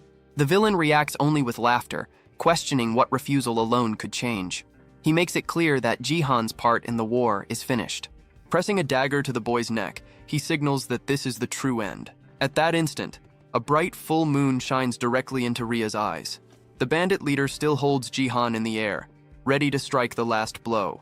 Then, without warning, a blood-soaked hand slowly lifts from the ground, rising as if reaching out for help. The enemy leader freezes, his body locked in place as confusion takes over. At the same moment, Ria's hand begins to change, sharp claws forming at her fingertips. The white-haired boy turns his attention to her, sensing that something about her has shifted. He recalls how strange it always felt that others awakened through mana, while Ria never did. No matter how much mana she held, her power never surfaced. Even when facing death, she had never shown this form. In that instant, Ji-han finally understands. Her race's awakening carried a strict limit. That condition was the full moon, whose light doubled all her abilities. Filled with new strength, the girl faces her master, waiting for his next command. Ji-han responds with a calm smile, calling her name as his order. In a flash, Ria lunges forward. The bandit leader cries out in pain as his wounded arm is struck. Ji-han follows her movements as she cuts across the battlefield at extreme speed. Enraged by the injury, the bandit boss lashes out at her, labeling her a beast. Ria remains calm, slipping past the attack with ease. Seizing the opening, she moves in close and drives her claws into him, delivering a killing blow. Seeing his older brother fall, the captive stands frozen in shock. With a single strike, Ria sends the bandit leader's body flying aside. Cold-eyed, she turns to the prisoner and shuts him down without mercy. The remaining bandits fall silent as they witness how easily their leader was defeated. With his fall, the buff fades, and their borrowed strength drains away. At the same time, the fires continue to spread, tearing through what remains of the village. Jihan watches the flames, fully aware that the night will bring another shift. A system message appears, warning that monsters gain a 20% boost after nightfall. A confident smile appears on Jihan's face. This was the moment he had been waiting for. As darkness settles, a red aura ignites around all of Jihan's allies. Empowered, the giant finally shatters the chains holding him. One of the bunny girls rises and calls for everyone to fight back with all they have. Fueled by their leader's resolve, the warriors roar in unison, vowing to drive the humans away. Watching the balance turn, the bandits fall into panic, realizing the battle is lost. With a focused expression, Jihan faces his companions and prepares the final command. At his signal, every ally charges toward the remaining enemies. Soon after, the rabbit warriors shout that the humans are fleeing and rush to capture them. As victory becomes clear, Jihan reflects on his mistakes, realizing he had been reckless and too sure of his plan. Even exhausted, one of the bunny girls lifts her arms high, shouting that they finally won. Yet the first battle in this world ends in total ruin. Jihan stares at the aftermath, seeing that more than half the village has burned to ash. Many allies lie dead or badly injured across the ground. Tears streak down his face as guilt weighs on him, knowing he could have done better. At that moment, the fox girl steps closer, making it clear that he does not have to bear everything alone. Rhea stays by his side and comforts him, reminding him that everyone's strength works in different ways. She recalls that even when facing a clear disadvantage, he kept fighting with everything he had. Even after losing, the white-haired boy never once thought about abandoning the fight. She finishes by making it clear that he did everything possible within his limits. As she speaks, to show her support, with a gentle smile, she urges him to keep watching over everyone as the village chief. The words from his ally leave the white-haired boy speechless. Without warning, the system displays a notice that the affinity between them has risen to 50. Seeing this, Rhea's face turns bright red, caught off guard by the update. Flustered and embarrassed, she quickly offers to help with cleanup and runs off, leaving Jihan confused behind her. In the ruined camp, everyone begins working together to rebuild what was lost. Still, Jihan understands that this is far from the end, and that everything is only beginning. Soon after, a system window announces that the second main mission has been completed. The monster faction population is now a total of 82. As a reward, he is granted the option to receive a random skill and must decide whether to accept it immediately. With steady resolve, Jihan vows not to repeat the same mistakes. He chooses to accept the reward and learns the weapon refinement skill. Several days pass and the village slowly takes shape again through everyone's effort. While working, Jihan hears Rhea calling out to him from the roof of one of the houses. He tosses a snack in her direction to pull her attention back. Smiling, she catches it mid-air and insists that her master should eat first. Jihan accepts the food, pleased at first, but his expression shifts when he realizes it is carrots again. Rhea explains that although the carrot fields burned, the stored food remained untouched. Confused, Jihan wonders why they are eating vegetables when they belong to the fox race. With a gloomy look, he concludes that everyone has been forced into vegetarian life. He then changes the topic and checks on her injured leg. Rhea assures him that she can walk again and plans to help with reconstruction as well. Jihan notes just how impressive their vitality and recovery truly are. Because of this, the village is rebuilt at a fast pace, and 2 weeks pass since the battle. During that time, funerals are held for all who lost their lives, excluding those who fled. The 55 captured bandits are brought to trial. Most villagers demand quick revenge for their fallen comrades. However, taking the lives of unarmed captives is not an easy choice. After long arguments and heavy debate, a final decision is reached. To everyone's surprise, the prisoners are released. Even so, they are not set free without consequence. Before sending them off by boat, a note is left identifying them as members of the Scream Spike Gang. Jihan explains that the sea is filled with dangerous monsters. If fate allows, they may reach the kingdom and face the punishment they deserve. Afterward, the white-haired boy reveals an important discovery. He learns that the bandits were searching for a specific item their leader desperately wanted. By chance, the house of one of his allies survived the fire. Curious about the object, Jihan decides to activate the Eye of the Ruler to investigate further. Using his vision, he quickly identifies the objects as enhancement stones of different ranks. His attention then locks onto a green stone glowing softly on one of the tables. To his surprise, the system identifies it as a B-rank enhancement stone. The white-haired boy cannot help but wonder what these stones are and why they ended up inside his ally's home. Before he can think further, a large bag suddenly drops from the ceiling, landing right in front of them. When he opens it, shock hits him as he sees it packed full of enhancement stones. Left without words, he questions what kind of luck could cause something like this. At that moment, a realization strikes, and his gaze slowly moves upward. What he sees leaves him stunned. The ceiling is covered with bags identical to the one that fell. The sight overwhelms him as he tries to understand how such fortune could exist. His surprise quickly turns into panic as a troubling thought crosses his mind. His eyes widen while staring at the ceiling, unable to believe how many bags hang there. Each one is filled with countless shining enhancement stones. Excitement flashes in his eyes as he understands just how valuable this hoard is. Soon after, he learns the reason behind it. Fox beast folk are naturally attracted to shiny objects like these stones. They see them as symbols of good fortune and often hide them inside their homes. The bandits must have known this tradition, which explains why they attacked the village. The truth hits him hard. This hidden treasure was the cause of the destruction. Even after others tried to comfort her, the fox girl Rhea blamed herself. Consumed by guilt, she attempted to throw all the stones into the sea. He rushed in and stopped her, grabbing her arm before she could do it. He makes it clear that she was not at fault. The blame lies with those who desired the stones. His words reach her deeply, and her eyes fill with tears as she looks at him. At that moment, a system message appears, showing her affinity with him jumping to 60. He decides the dangerous treasure must be kept under control. Rhea quietly agrees with that choice. The recent battle and this discovery harden his resolve. He comes to understand an important truth. Looking at their new resources, he knows that everyone must grow far stronger. As the sun sinks toward the horizon, he asks Rhea where the bandits' weapons were stored. Soon, the two of them arrive at the warehouse, ready to put his plan into motion. He prepares to test his newly learned weapon refinement skill using the seized equipment. Holding a dagger in one hand and an enhancement stone in the other, he steels himself. With calm focus, he activates the weapon refinement skill on the blade. A sudden burst of bright red light erupts from the warehouse, visible throughout the village. Moments later, the process ends, and the blue stone in his hand breaks apart. Rhea reacts in shock at the shattered stone, but he merely smirks, knowing it worked. A system window confirms the successful enhancement, showing a 70% success rate for C-rank items. He then turns his attention to a B-rank dagger known as Scream Spike. Its success rate is much lower, sitting at 50.5%.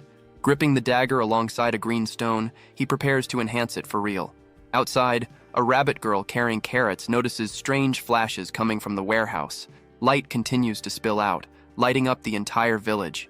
He works through the night without pause, as red flashes keep bursting from the building. One weapon after another is refined, while the glowing light pours endlessly into the darkness. By the next morning, two villagers approach the warehouse out of curiosity, wondering what their village chief has been doing inside for so long. Rhea also wakes up with a wide yawn, confused about why he is still locked in the warehouse. She walks in and finds him seated on the floor, surrounded by dust from more than 2,000 shattered stones. Rhea immediately recalls that he was supposed to throw the stones into the sea, not use every single one of them. Anger flares as she realizes what he did. Furious over her destroyed lucky treasures, she grabs his head in frustration and shakes him. In the middle of it, he quickly stops her and explains that the enhancement was successful. Nearby lies a green glowing dagger, its power raised to +10. He makes it clear that it took 10 stones to fully upgrade the weapon, with every attempt succeeding. He then gestures to a massive pile of glowing weapons around him, all successfully enhanced due to their low rank. Even Tar's hammer was improved, its attack power rising by a large margin. Rhea, however, cannot see much difference at a glance. Jihan, covered in dust, suddenly sneezes hard. After wiping his nose, he complains that the only obvious change is how thick the dust is in the air. At that moment, Tor arrives. Jihan has him test the upgraded weapon. The massive warrior grips the handle of his hammer and immediately feels the altered balance. His eyes sharpen as he senses the power now flowing through it. With a loud roar, Tor lifts the hammer over his head, ready to test its force. He confirms that it feels much heavier than before, yet still easy for him to use. Though the hammer remains a C-rank item, its attack power now exceeds that of the B-rank dagger. Rhea watches with a puzzled expression, noticing that Jihan looks both pleased and troubled. His thoughts drift to his own S-rank weapon, the magic sword Hellbringer. He lets out a quiet sigh, admitting to himself that since he cannot use magic, the sword is useless for now. The scene then shifts to the human faction's kingdom, which appears calm and orderly. Two individuals stand on a balcony, questioning why they were instructed to leave a massive pit in the ground untouched. Nearby, a blue-haired girl feels a strange and dark presence rising from the hole. Without warning, a terrifying scream echoes from deep below. Far underground, a warrior clad in golden armor strains to pull a massive sword from the earth. Dark purple energy coils around the blade as his tattooed hands grip it tightly. His eyes glow with raw focus as he channels all his strength into the effort. At last, the sword breaks free from the ground. A sudden pulse follows, leaving him uncertain about what just occurred.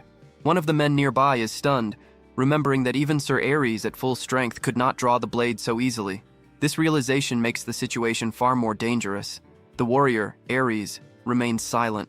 He stares at the ominous sword now in his grasp, his expression grave. Back in the monster village, Jihan suddenly receives a system alert for the third main quest. The mission demands the expansion of the monster forces. His population must grow from just over 80 to a total of 1,000. At the same time, a new party system unlocks. It allows groups of up to 4 members to form parties, granting shared experience and synergy bonuses. He sees the system as something close to an adventure mode from games and begins to plan the best possible party setup. With renewed focus, he informs his companions that they should head out and gather nearby monsters to join their side. However, the Minotaur Tar makes it clear he will not go, judging it wiser to remain behind and guard their home warren. The young leader quickly accepts that Tar is right. Taking the strongest fighters away would leave the village wide open to attack. This is not a game, and failure here carries real loss. If Warren is destroyed, the mission itself loses all meaning. He understands that full party synergy requires filling all 4 slots. At the same time, the village must stay protected. With Tar staying behind, he scans the remaining villagers, searching for possible companions. He looks over the beast folk one by one. Most of them are ordinary villagers, not battle-tested fighters. As they move about their work, their stats appear mostly the same, offering little guidance. The choice becomes harder than expected. Once his thoughts settle, the young leader approaches Tar and quietly shares his plan. The giant then gathers everyone together and announces that there are 77 beast folk present, not counting the leadership.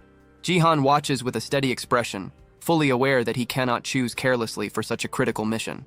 He sits at a table beside Rhea, who struggles to stay awake, and prepares to begin what he calls an audition named Show Me the Ability 77. Tar steps forward and explains that everyone must demonstrate their usefulness. From the 77 candidates, only the most capable will earn a place in the 4-person expedition team. The Minotaur calls for the first group, numbers 1 through 4, to step up. Ji-Han makes it known that he is seeking someone with strong resolve, fit for exploration and carrying unique abilities. The first applicant can only shift nervously, unable to speak clearly. After hesitating, he admits he prefers to stay in Warren. The village chief immediately dismisses him without hesitation. The next group claims they need to remain behind to plant carrots together as part of village life. Jihan's patience begins to wear thin as serious candidates fail to appear. He motions Tar closer and quietly gives him new instructions. The Minotaur listens and nods, understanding at once. Turning back to the crowd, Tar announces that only those who truly want to take part should stay. After hearing this, most villagers turn around and leave. What remains is a much smaller group. Tar reports that the candidates have been narrowed down, and Jihan is clearly satisfied. With fewer people present, Tar calls forward the first applicant. A single rabbit girl steps out from the group. The tryouts take place inside a partially built structure in the village. The young rabbit girl starts to speak, her voice shaking as she attempts to introduce herself. Then, without warning, her timid behavior disappears, surprising both Jihan and Rhea. She introduces herself as Rain and claims she can manage anything, from cooking to scouting. As Jihan weighs her words, Rhea immediately raises her hand, clearly supporting the girl. Rain goes further, stating she would dedicate her life to the mission if chosen. Jihan shows no strong reaction. He quickly dismisses her for the moment and signals for the next applicant. With a simple gesture, he marks her attempt as a failure and moves on. As Rain breaks down in tears, Jihan signals Tar to bring in the next participant. He then makes it clear that the auditions have already ended. Rain was the only person who applied. The truth leaves her frozen in shock. Jihan is equally stunned, realizing that only one candidate stepped forward for such an important mission. With that, the Lizard Expedition Team is officially formed, their objective set on locating and recruiting the legendary Lizard tribe. However, the moment the word lizard is mentioned, the rabbit girl stiffens. Fear washes over her as the meaning sinks in. She grows uneasy, realizing he is referring to the terrifying lizard tribe, and admits she was too nervous to fully hear the details earlier. A memory surfaces from just before the auditions began. Jihan had asked his advisors where monsters could be recruited. Tar explained that the previous village chief had been sleeping deeply since right before the battle. Jihan was shocked to learn the old leader had been unconscious for an entire month, making him impossible to consult. He had no choice but to abandon the idea of asking about nearby tribes. Tar then revealed another harsh truth. Repeated human invasions had already wiped out all nearby monster villages. Rhea suggested that small refugee settlements might still exist. Jihan immediately understood that such groups would never be enough. She agreed, stating that to face the human faction, only truly powerful monsters would matter. That was when Tar brought up a single remaining option. There was one strong tribe that had not submitted to the humans. However, he warned that they were extremely hostile and refused alliances of any kind. This formidable race was the lizard tribe, living deep within the swampland north of Warren. The swamp was described as dark, dangerous, and avoided by most creatures. Tar confirmed that the lizard tribe was likely the strongest race in the region. Their presence was so feared that even monsters went out of their way to avoid crossing their land. Jihan listens without interruption. He already understands the situation. From his knowledge of the game, lizardmen were monsters that appeared around Wave 30. Their power was overwhelming, not just to monsters, but to humans as well, especially at this early stage. Only 2 weeks had passed since the first wave. Recruiting monsters meant for Wave 30 would completely change everything. Returning to the present, Jihan asks Tar for the exact location of the lizard tribe. The Minotaur hands over a rough map, explaining they must cross 3 mountains and a river to reach a hidden valley. On paper, it looks close. In reality, Jihan is already exhausted and cannot even see the first mountain yet. As he struggles forward, Rhea happily finds a DE rank enhancement stone hidden in the grass, showing no sign of fatigue. Rain, meanwhile, carries a heavy pack, refusing to fall behind. She is determined to be useful on this journey with her village chief and his strongest warrior. A strong sense of resolve fills her as she pushes herself, eager to prove her worth. Jihan complains about how far they still have to go. To Rain, this feels like her moment. She pulls out a book packed with scouting records, confident she can locate their position exactly. But before she can explain anything, a loud roar echoes from a nearby mountain. In that instant, she realizes she spoke too late. One of her companions urges her to move faster, saying that once they pass the first mountain, the rest of the journey will go quickly. Rain tightens her fists, reminding herself that she must prove her value, even if it requires patience. After a long trek, the group finally reaches a narrow mountain pass, only to find the road ahead completely blocked. A rock slide seals the path. The moment she sees it, Rain's eyes light up. Clearing blocked paths is one of the rabbit beast folk's strengths, and this is her chance. Confidence shows on her face as she steps forward, determined to demonstrate her worth and awaken her ability. Just as Rain ascended into rabbit form, Rhea easily destroyed the rock with a single kick. Thus, Rain's chance to prove himself was annihilated. Rhea and Jihan advance, and noticing Rain's pause, Rhea looks back. She sees Rain transformed and questions the reason. Rain replies that it was an accident. Jihan dismisses the issue and tells her to move on with them. The group proceeds through the newly opened path. As they walk, Rain returns to her normal form and trails behind. Feeling discouraged, she starts to think her help might not matter anymore. Suddenly, her long ears twitch. She senses something the others cannot. Rain stops in place and alerts her companions that movement is nearby. Jihan hears nothing at first. Rhea explains that Rain has sharp hearing, which is why she was assigned scouting duties. Jihan then recalls seeing her before. As a child, she was always alert, constantly watching her surroundings. A memory flashes through his mind of a younger Rain, bloodied and running through chaos with fierce eyes. He realizes she is the same determined child from back then, grown older but still carrying that same awareness. The sound finally becomes clear. It comes from hundreds of large, clawed feet pounding the ground. The source reveals itself as a massive group of rat-like creatures. With a serious expression, Rain identifies them as the rat tribe.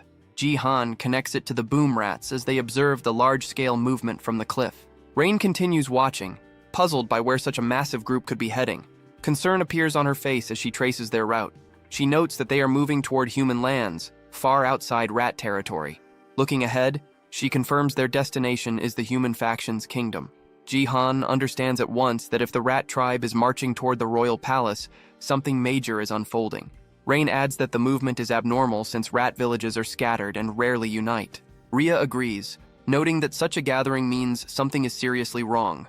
With a firm expression, Jihan decides they will follow the rat tribe. He needs to confirm what is happening.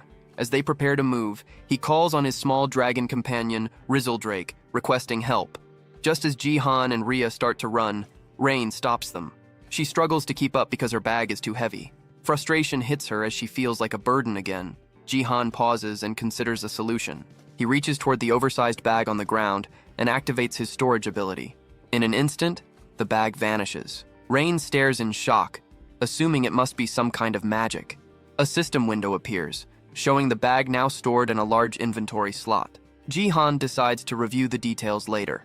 For now, he makes it clear that identifying this monster wave is their highest priority. With the burden removed and the issue resolved, Rain is finally free to move properly. The three of them leap from the cliff, descending after the massive army below. The scene shifts to the human kingdom. A loud bell rings through the city, announcing the coming of war. Panic spreads across the streets as a man runs past, yelling that monsters are swarming once more. In response, armored knights quickly form ranks and begin marching through the city. Their commander, the warrior Ares, drives them forward, aware that nightfall is near. Citizens line the streets shouting for Sir Ares to defeat the monsters and keep them safe. Amid the crowd, a young girl asks her mother why monsters continue to attack. The woman explains that monsters are violent and irrational beings, and that humanity must grow stronger to survive. Close by, a blonde female knight listens silently, her expression cold and resolute. Elsewhere, the small red dragon Rizzledrake flaps its wings wildly, struggling to stay in the air. Watching from below, Ria points out that they seem to be drifting the wrong way as both the leader and the dragon slowly descend. Jihan realizes he has reached his limit and may be too heavy for the small dragon to carry. Feeling apologetic, he accepts that they should descend more carefully from here on. Suddenly, Rizzledrake lets out a roar and loses all strength at once. Shock floods Jihan's face as they drop straight down. He screams as they fall, while his companions on the ground shout his name and rush after them. Their shadow stretches across the land below, growing larger with terrifying speed. A violent crash follows, as a massive cloud of dust and debris bursts outward on impact. At the center of a deep crater, Jihan sits clutching the dragon, checking if it is still alive. Relief washes over him when he sees Rizzledrake appears unharmed. He rises slowly, grateful for their endurance, but confusion sets in as he tries to figure out where they landed, assuming it must be near the kingdom. Then his eyes widen in pure horror. Something ahead steals the breath from his lungs. Ria and Rain finally catch up, calling out to their village chief Jarun and asking if he is all right. Seeing his frozen expression, they ask what is wrong. He does not answer immediately. Jihan stands still, staring forward, unable to pull his gaze away from what lies before them. The ground ahead is covered with the bodies of the rat tribe. He confirms that every one of them is dead. The three stand in silence, overlooking a valley filled with death and ruin, trying to understand what could have caused this. As he examines the corpses, Jihan notices that most were killed by deep cuts and stab wounds from sharp weapons. His expression hardens as realization sinks in. This is the second time he has witnessed such a massacre. Once again, he finds himself standing before a field of lifeless bodies. The sight brings back a memory of the past, when he once stood before a shattered portal, surrounded by death and ruin. An image of his younger self flashes through his mind. Since arriving in this world, death has become a familiar presence. Back in the present, he finds it strange that the scene stirs no emotion in him, as if this kind of horror has always been normal. Rain covers her mouth in shock, recalling that she heard footsteps running from another direction only moments earlier. Without warning, a weak cough breaks the silence. The group quickly notices a lone survivor lying among the corpses. Jihan immediately signals Rain to bring her herbs. She responds at once as they hurry toward the injured figure. Kneeling down, she applies a healing salve to the wound. The rat creature offers a faint thanks, barely able to speak. Rain presses for an explanation, but the survivor hesitates, still shaken. Everyone gathers around him, waiting quietly as he stares at them with terror in his eyes. A memory grips the survivor. He recalls the face of a human warrior, a terrifying man marked by a single glowing blue eye. Trembling, he manages to say the word humans before his body locks up in rage and grief. Suddenly, he screams in agony and lunges toward Rhea, accusing humans of slaughtering his people. Rhea stops him with ease, restraining him before he can strike. She forces him to look closely at them and settle down. The survivor turns his gaze to Jihan, confused. He notes that Jihan looks human, yet something about him feels monstrous. Rhea assures him that Jihan is not like the others. Jihan steps forward and explains that they followed the rat tribe. He asks the survivor to tell them what happened. With a serious look, he waits for the answer. The rat creature lowers his head and recalls how they were attacked by humans in armor. They were knights from the human kingdom. Hearing this, Jihan's eyes narrow as the weight of the truth settles in. A memory unfolds, showing the rat tribe facing rows of knights. The attack came without warning. The survivor remembers their leader giving an order, but his words are drowned out by screams and steel clashing. The scene turns brutal. Knights tear through the rat tribe without mercy. The rats are cut down one after another, unable to fight back. As his story ends, the survivor explains that the humans killed them all for no reason. Jihan and the others are left shaken. The vision shifts again. A rat messenger races through the darkening sky, flying with urgency. He lands roughly before the rat leader and delivers his report.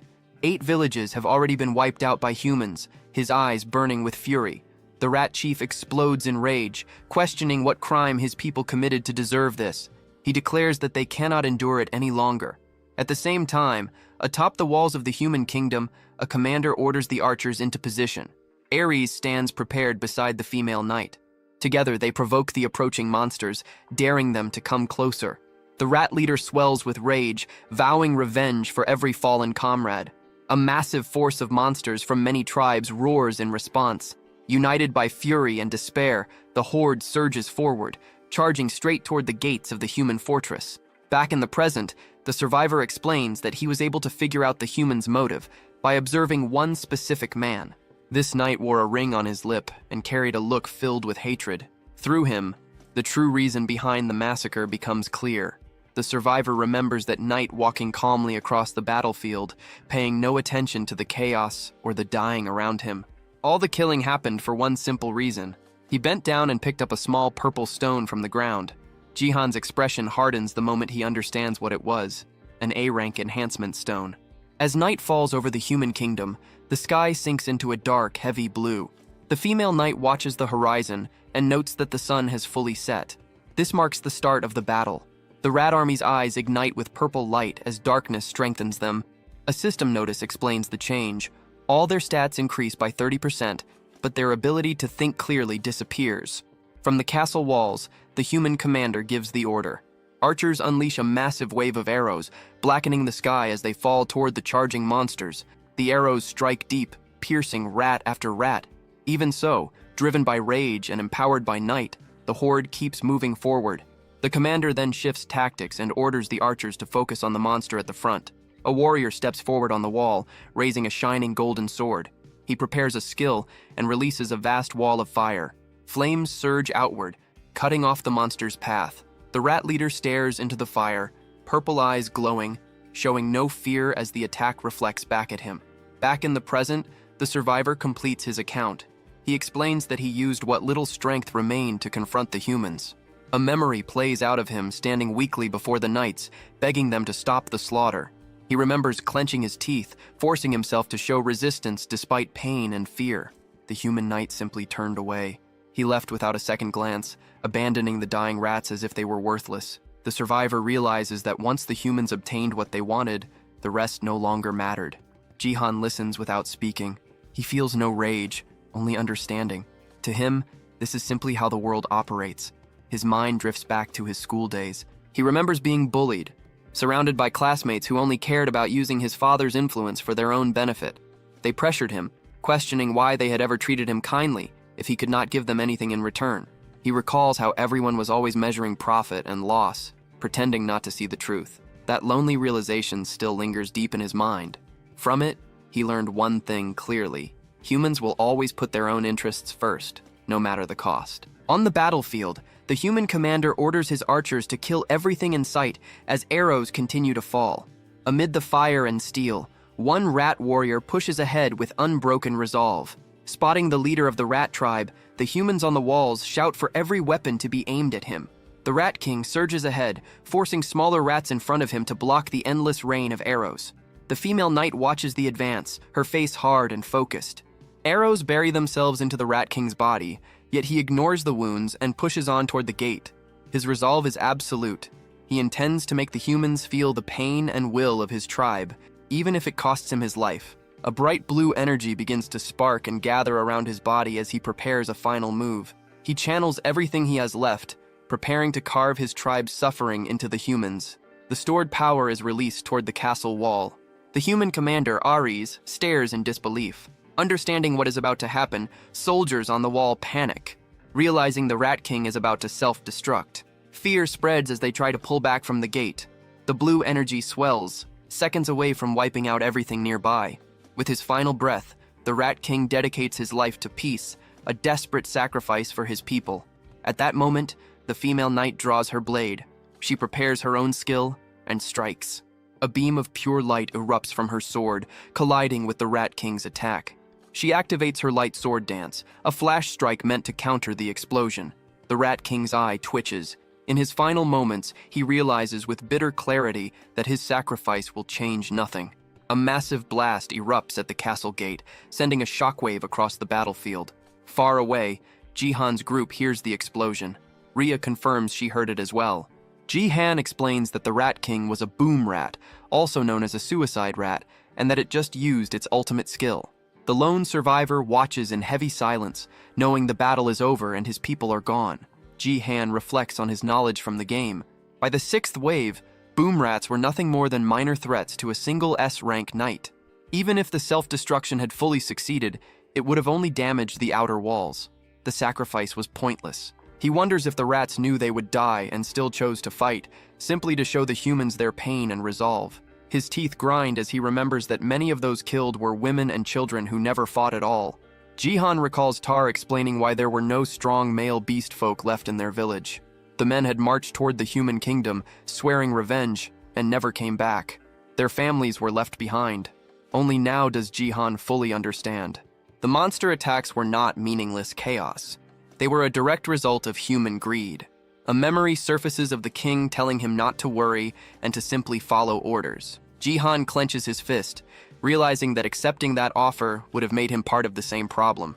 He lets out a slow breath, feeling calm about his choice. Even though his faction has changed, he knows he is still human. Like anyone else, he moves for his own reasons. His faction's goal is the destruction of the human faction, but his true drive is simpler. He wants to protect those he cares about. Turning to his companions, he admits that he never explained the real reason for seeking out the lizard tribe. His goal is to unite them and grow stronger, not just to survive, but for something larger.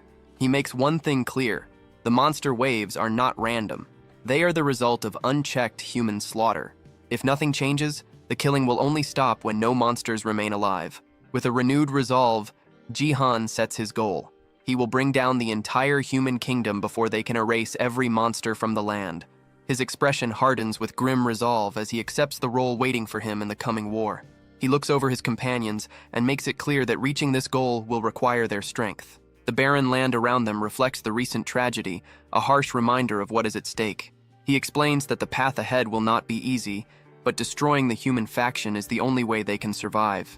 Ria answers first, making it clear she always sensed that his hostility toward humans matched her own.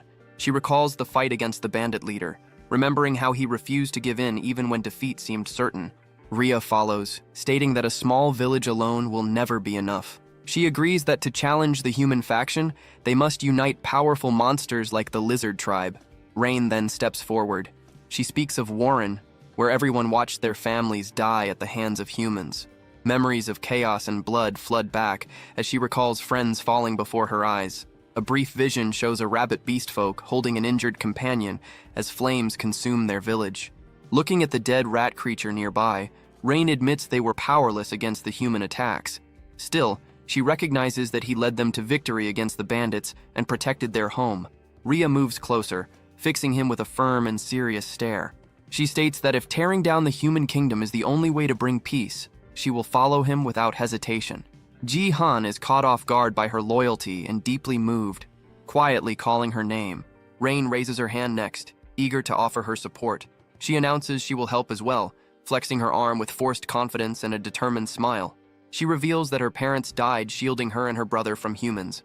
With sadness, she adds that her brother has since passed, joining them. Her fists tighten as she admits she once believed it was hopeless, knowing her race was seen as weak and fragile.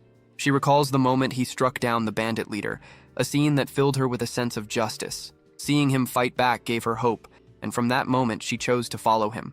She lets out a nervous laugh, admitting she may not be very useful, but she is determined to do her best. Jihan thanks her simply for standing with him. Her eyes brighten with relief and joy. He reflects quietly, understanding that while their reasons differ, their purpose is the same, and that is what truly matters. Turning back to his companions, he declares that they will put an end to the cycle of human massacres and monster retaliation. Rhea watches him with steady resolve, prepared to walk this harsh road beside him. With renewed determination, Jihan sets their final aim, to break the chain of hatred and bring peace back to the world. Even if their motivations differ, their shared goal binds them together.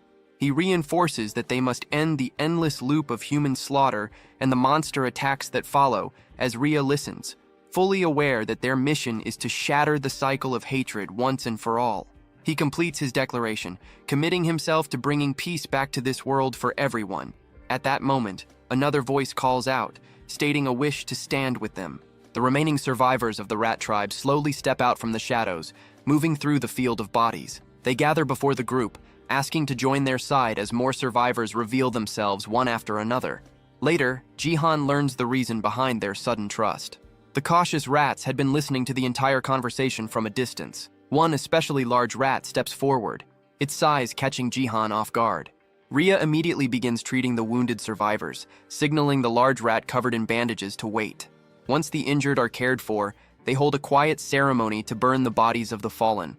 At the same time, the human kingdom has already pushed back the sixth wave and begun clearing the battlefield. Knowing they are running out of time, Jihan understands they must reach the lizard folk before the kingdom grows even stronger. The next morning, sunlight rises over the land, marking the beginning of a new journey.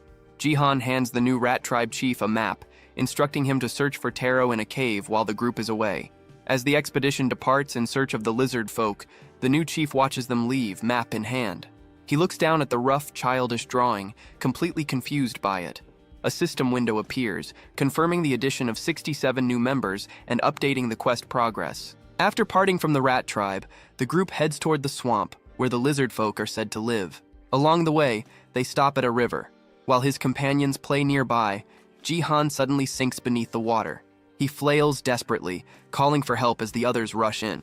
Realizing the detour has taken its toll, they pull him out and press on his stomach until he coughs up the water he swallowed. Despite the harsh journey, they continue making progress toward their goal. Later, they encounter a wild goblin standing guard at the entrance of a cave.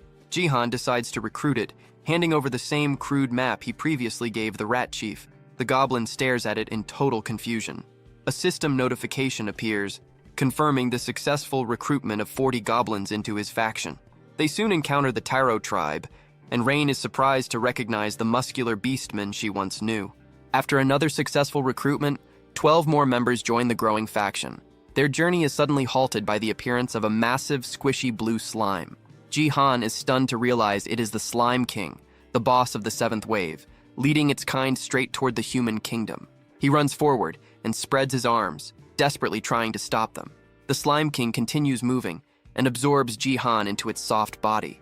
He struggles inside before pushing himself free, warning that heading that way will lead to their deaths.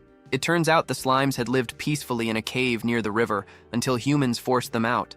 They were simply migrating to find a new home, unaware their chosen path would lead to destruction. Jihan offers them another route to a much larger cave, showing the Slime King his simple map. After a long discussion, he finally convinces the slimes to follow him instead and join his faction. His faction count surges by 793 members, leaving him only 6 short of his goal of 1,000. As the sun sinks low, Jihan is completely worn out, complaining that he cannot take another step, and Rhea agrees with him. Just as they consider stopping altogether, Rain notices something in the distance and points it out with excitement. The group looks ahead and sees 2 massive mountain peaks outlined by the setting sun. Standing at the edge of a cliff, they realize they are finally close to the land where the lizard folk are said to live. Jihan's stomach growls loudly, and he decides they should rest for the day and eat something. Hearing his complaints about hunger, Rain treats it as her chance to be useful. She eagerly pulls out a bag, proudly revealing that she carried fresh food all the way from Warren. When she opens it and reveals a bundle of carrots, Jihan groans in disappointment at seeing the same meal again. He grumbles that he is sick of carrots and wonders if there is anything else edible in such a large forest. Rhea quietly extends her hand, offering him something she gathered nearby. He looks down and recognizes the small red fruits resting in her palm as wild berries. He eats one, and his expression changes immediately as the sweet taste spreads across his tongue. Relief and joy wash over him as he enjoys real sweetness after so long. He asks Rhea if she already knew about the berries, and she confirms it casually. Rain then suggests cooking the carrots instead of eating them raw. Excited by the idea of a warm meal, Jihan agrees without hesitation, which makes the bunny girl beam with joy. Before long, a familiar and comforting smell drifts through the air as food simmers over the fire.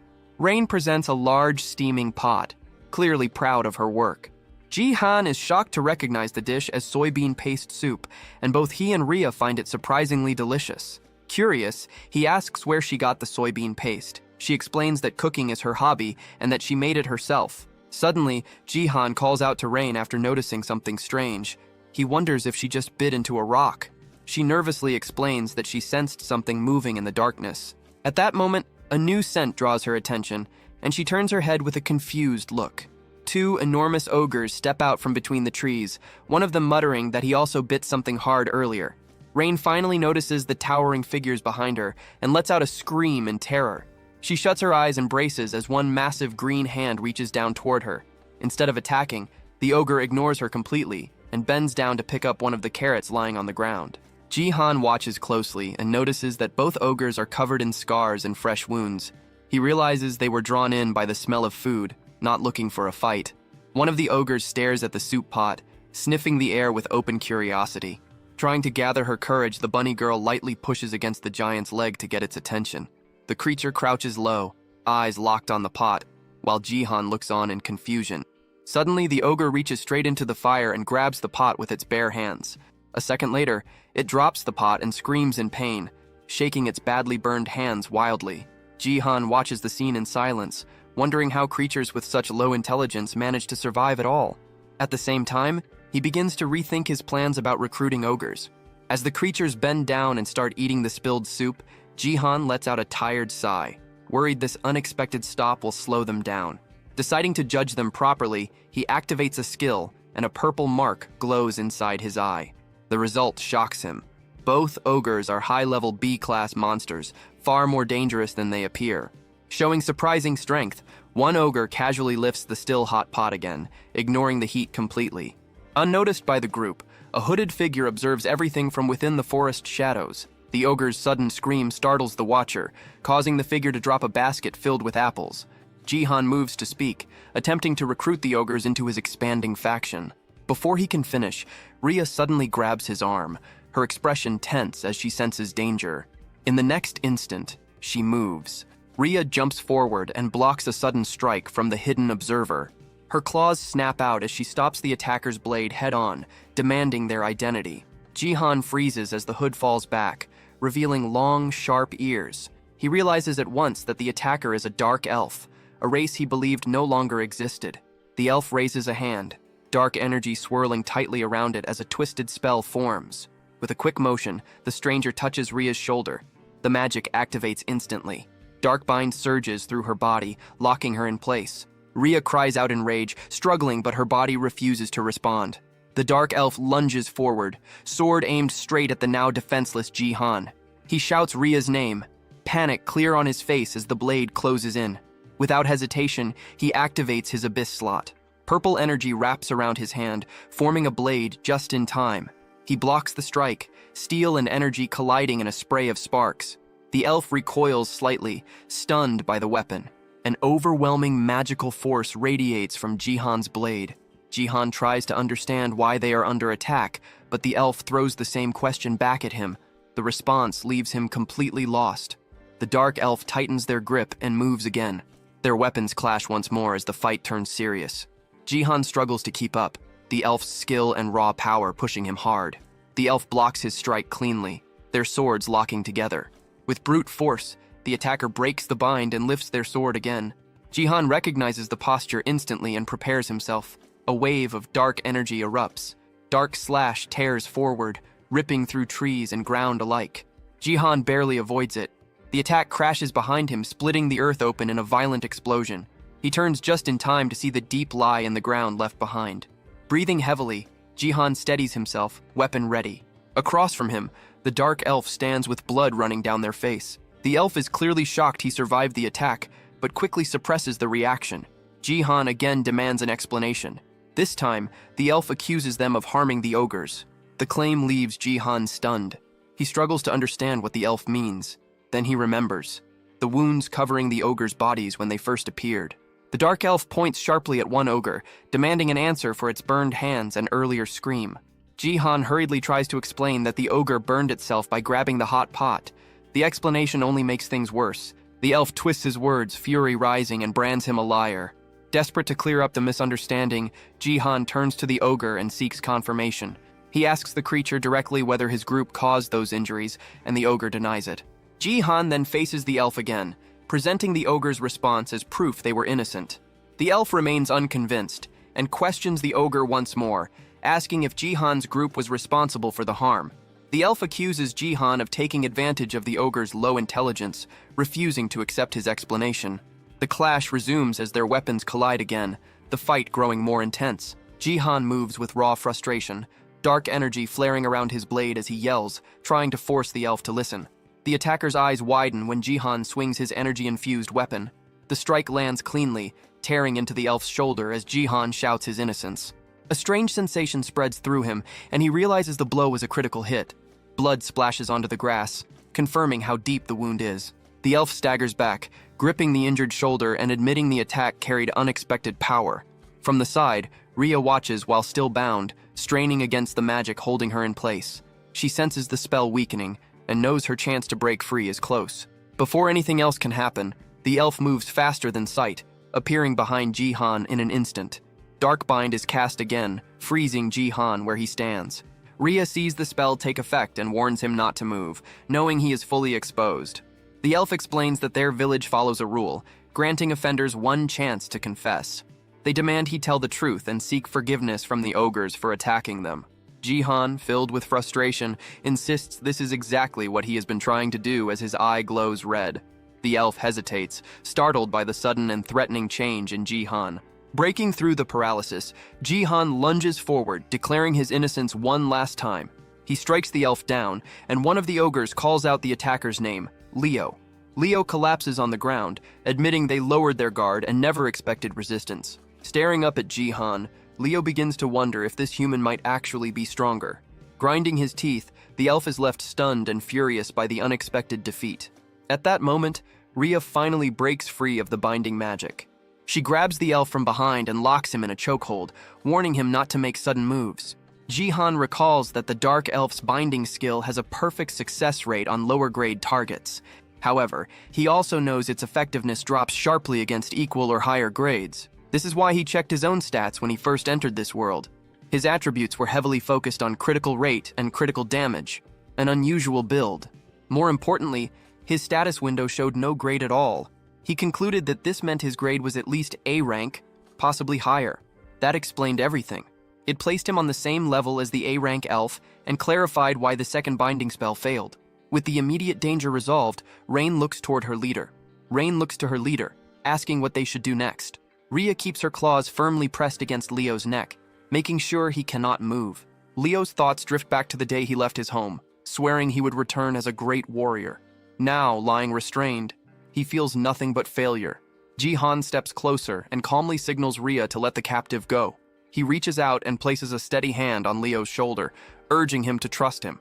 Meeting the elf's gaze, he extends his hand and once again makes it clear that his group did not harm the ogres. He then offers his help, promising to uncover who actually attacked Leo's people. At that moment, a system message appears, showing that their relationship has improved.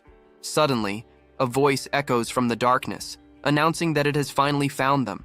Jihan turns his head, focusing on the unseen presence. A knight clad in dark armor steps out from the forest, his blue eyes glowing coldly.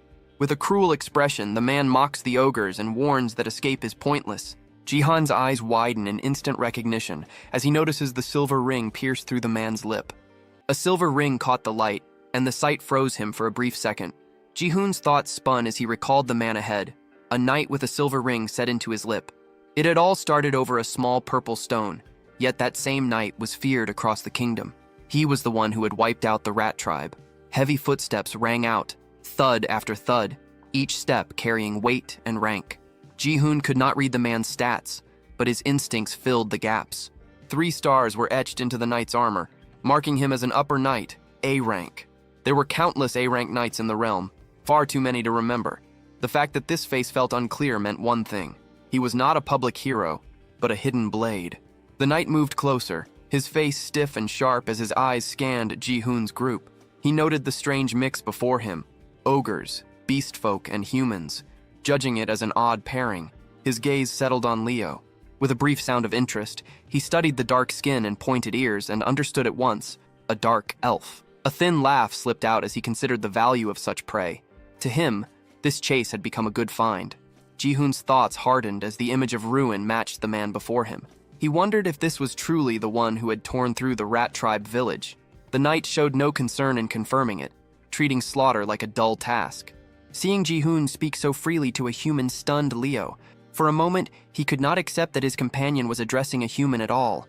When Jihoon pressed on, questioning whether this knight had also struck the ogres, the response came as loud, cruel laughter.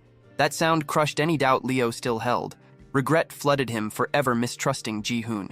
He bent his head and apologized again and again, owning his mistake. Jihoon stared, unsure why Leo had suddenly changed.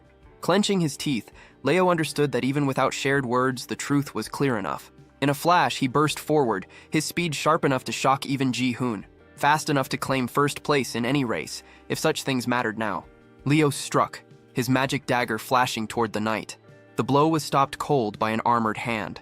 Steel took the hit, leaving the knight mostly unharmed. A crooked smile spread across the knight's face as he judged the gap in gear between them. A low laugh followed while he muttered something unclear and shifted his stance. Leo's thoughts raced. If the armor could not be broken, then flesh without cover was the answer. He charged again with full force, slicing at the side of the knight's neck. The blade cut true. Pain broke through as the knight let out a rough sound and spat curses at the lesser race. He answered at once, driving a brutal punch forward, packed with enough force to shatter bone. Leo managed to block the strike despite the pain, forcing his body to take the shock head-on. Driven by rage, he attacked again with his dagger, aiming for the knight's chest, but the armor proved far tougher than he had expected. The blade shattered in his grip, and the sudden break left him frozen for a split second. Before he could recover, the knight answered with a crushing blow that sent Leo flying into the ground. The knight exhaled hard, thinking that he had gotten carried away. He reminded himself that this target was valuable property and should not be damaged too badly. The word property made Jihoon frown at once. Leo's body shook as he tried to stand, gathering every bit of strength he had left. The knight stopped him by pressing a boot down on his leg, pinning him in place. With a cold smile, the idea was repeated in his mind. Leo was merchandise. The knight then looked at Jihoon and the others, judging them the same way, only cheaper. He did not care why they were here, but if they belonged to the kingdom, they should already know how popular monster shows had become. The term monster show echoed in Jihoon's thoughts, leaving him confused. The knight looked down on him, treating him as an ignorant human who did not even know such things existed. Then understanding hit him. The knight's eyes widened as he finally recognized Jihoon. His mood shifted at once, turning sharp and excited as he laughed, now recalling who stood before him. It was the so-called legendary knight. The hunt had turned far better than expected. Rare ogres, a young dark elf, and even a human tritar with a royal bounty tied to his name. Filled with pride, the knight decided that he would personally take them all back to the kingdom. Without delay, he charged straight at Jihoon, aiming to end it quickly. Jihoon tightened his grip on his sword and prepared himself. As the knight closed the distance, Jihoon struck first, but the attack was stopped by a bare hand. The knight noted with interest that the sword itself looked valuable too. Jihoon questioned whether all of this was truly ordered by the king.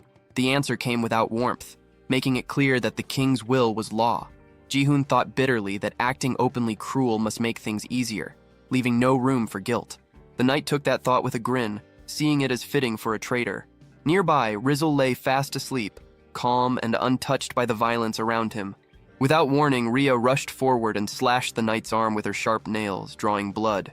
Watching this, Leo's thoughts drifted to party rules, how experience was shared but depended on effort. He wished, even now, that more of it could flow to Rhea. Ji-hoon turned his focus to Rizzle, urging him to be ready if things went wrong. The only answer was a loud roar that shook the air itself. The knight mocked them as uncivilized beings, though he admitted they made good entertainment. Muttering under his breath, he called on an earth-based power.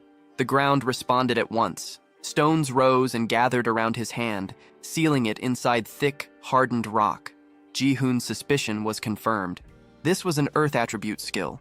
With his arm now wrapped in solid stone, the knight steadied himself and prepared to strike again. He roared in rage over the damage done to his armor, fuming about its cost and how it had been scratched at all. Then he swung with brutal force, unleashing a fist made of earth that slammed toward Ji-hoon and Rhea, the impact rattling the ground beneath them. Ji-hoon focused as the A-rank knight, Lockhand, pressed the attack. He followed every motion, sensing the raw strength behind the strike while also noticing its flaw. The size of that stone-covered weapon made it slow. Against the awakened Rhea, it was a bad pairing. Even so, Ji-hoon understood that letting the fight drag on would only make things worse for them. At that moment, Rhea dropped from the top of a tree, her body aimed straight at the knight. Lockhand met her without hesitation, lifting his massive rock arm and trying to crush her mid-air. Rhea slipped past the blow, landing on a nearby beam and twisting her body. Her claws flashed, ripping through his arm in a sudden counter. Lockhand froze, stunned, as blood spilled from the torn flesh. Nearby, Leo watched her rapid movements and could not hide his shock. In his mind, he marveled at how this beast folk moved faster than a cheetah. Rain turned toward Leo and offered to treat his wounds. Leo stared at her, caught off guard by the offer. She answered his look with an awkward smile, knowing healing was the only thing she could give. Without delay, she began to restore him, her hands giving off a faint glow as she focused on his injuries. On the other side, Rhea did not slow down. In just a few seconds, she struck again and again, her claws cutting through Lockhand with blinding speed. Deep gashes spread across the knight's hands, blood running down his arms. Even the orc nearby stood frozen, unable to accept how fast she was moving. Ji-hoon kept his eyes on Rhea, breaking down every step of her fight with the A-rank knight Lockhand. He saw clearly why a B-rank like her could hold her ground. The gap in speed was overwhelming. She was fighting on skill alone. Still, Ji-hoon knew that every transformation had a time limit. Without warning, Lockhand swung his stone arm wide and threw a heavy punch. The blow landed cleanly, smashing into Rhea with crushing force. Rain's cry cut through the noise as panic took hold. Rhea was hurled into a tree, crashing hard and letting out a low groan. Ji-hoon's face hardened as the thought crossed his mind that this might be the end. He shifted his footing, steadying himself. The angle of his next strike had to be exact. If he misjudged it, Rhea would be caught in it as well. He started to prepare Rizzle for an attack. Ji-hoon knew it was a waste to use Rizzle's wide-range strike on a single enemy, but that concern meant nothing next to Rhea's life. They had already earned enough battle experience by facing an A-rank knight. Just as he was about to move, Ji-hoon was stunned to see Leo charge forward again, gripping his broken sword as he rushed back toward Lockhand. Panic surged through Ji-hoon, unable to understand why Leo would throw himself in again. Lockhand fixed his glare on Leo, ordering him aside and warning that he would tear everything apart, valuable gear included, if it meant forcing him to kneel. Leo's eyes hardened. He refused to retreat, ready to give up his life because losing was not an option he could accept. He rushed in and struck, but the attack had no effect. Lockhand's low voice carried scorn as he dismissed the rumors about dark elves being dangerous due to debuff magic, calling it meaningless talk. He seized Leo and slammed him into the ground. His cruelty showed as he noted that Leo's poor intellect was helping calm his own anger. Leo was told not to fear for his life, since it still held value, but beasts that failed to know their place had to be beaten. Watching from afar, Ji-hoon questioned why the knight went this far. The answer came without warmth. Lockhand believed he was being merciful, but Leo was too ignorant to grasp it. In his view, Leo was not at fault. He was simply born into a savage, lesser race that howled instead of speaking. Leo clenched his teeth as memories flooded back. In his childhood, his strength had always been lacking. His father had tried to comfort him, telling him not to worry, promising that his magic would grow with time. Yet as the years passed, nothing changed. Whispers followed him everywhere, saying the chief's son had less magic than a child. People questioned how someone like him could be the heir of the tribe. Unable to endure the shame, Leo had left his home.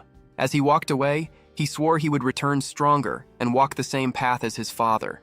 Back in the present, regret shook him. Thoughts of his father filled his mind, and he apologized in silence, crushed by the feeling that he had failed. Ji-hoon called out to him and threw his sword in his direction, urging him to take it.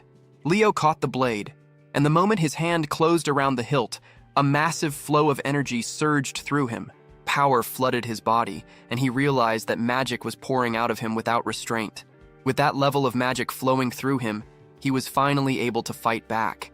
Leo rushed in, swinging the sword and driving it straight into Lockhand's chest. The knight did not move, not even a scratch appearing. Lockhand burst into loud laughter, treating the attack as nothing more than a joke. Ji-hoon watched Leo closely, breaking down the motion of the strike, noting the diagonal path from the upper right down to the lower left. Then Leo let out a roar as the sword released an even greater surge of power. Energy poured out without restraint. He attacked again, using everything left in his body. Light exploded from the blade, spreading through the forest and lighting up everything around them. The force behind it stunned everyone who witnessed it. Lockhand was hit head-on and hurled far away as the ground split apart beneath him. His armor, clothes, and all his gear shattered and were wiped out completely. Ji-hoon stared, stunned, realizing that Leo's strength was several times greater than before. Leo looked down at his own hands, unable to accept that he had released such power. His strength ran out at once, and he dropped to the ground, eyes fixed on the sword, as he wondered what kind of weapon it really was. Ji-hoon immediately turned his attention to Rain, urging her to treat Leo and Rhea at once. Rain answered without delay, her resolve clear as she moved to help. Not far away, Lockhand lay on the ground, barely alive, yet still able to curse, raging that such lesser races dared to stand against him. Ji-hoon stepped forward and threw his sword toward the fallen knight, forcing his focus away from empty insults and toward a different kind of talk. Ji-hoon's gaze sharpened as he showed calm interest in the kingdom itself. He pressed the blade tight against Lockhand's neck, making the threat clear without words. From that moment on, any lie or refusal would carry a price. Ji-hoon began questioning him at once, first demanding to know the number of soldiers in the kingdom. Lockhand answered that when archers and foot soldiers were counted together, the total exceeded 3,000. Ji-hoon followed up by asking about soldiers like Lockhand who operated outside the royal palace. Lockhand admitted he did not know how many subjugation forces existed. Ji-hoon pressed further, questioning what those forces were meant to do. Lockhand's eyes darkened as old memories surfaced. The scene shifted to the past, to a moment when he had been summoned by the ruler himself. Back then, he had stood before the king, addressed as Senior Knight Lockhand of the Royal Guard Oth Division. Lockhand had answered the summons with respect, and the ruler had stated the need for stronger arms. He had been ordered to wipe out everything surrounding the kingdom and recover whatever was required. The scene returned to the present as Lockhand continued explaining to Ji-hoon. The subjugation forces were roaming in search of enhancement stones to strengthen weapons and caves rich in iron ore, which was used to reinforce the city walls. Ji-hoon reflected that his question might have been too simple. From what he knew of knight defense systems, expeditions existed for gathering items like enhancement stones and grade stones.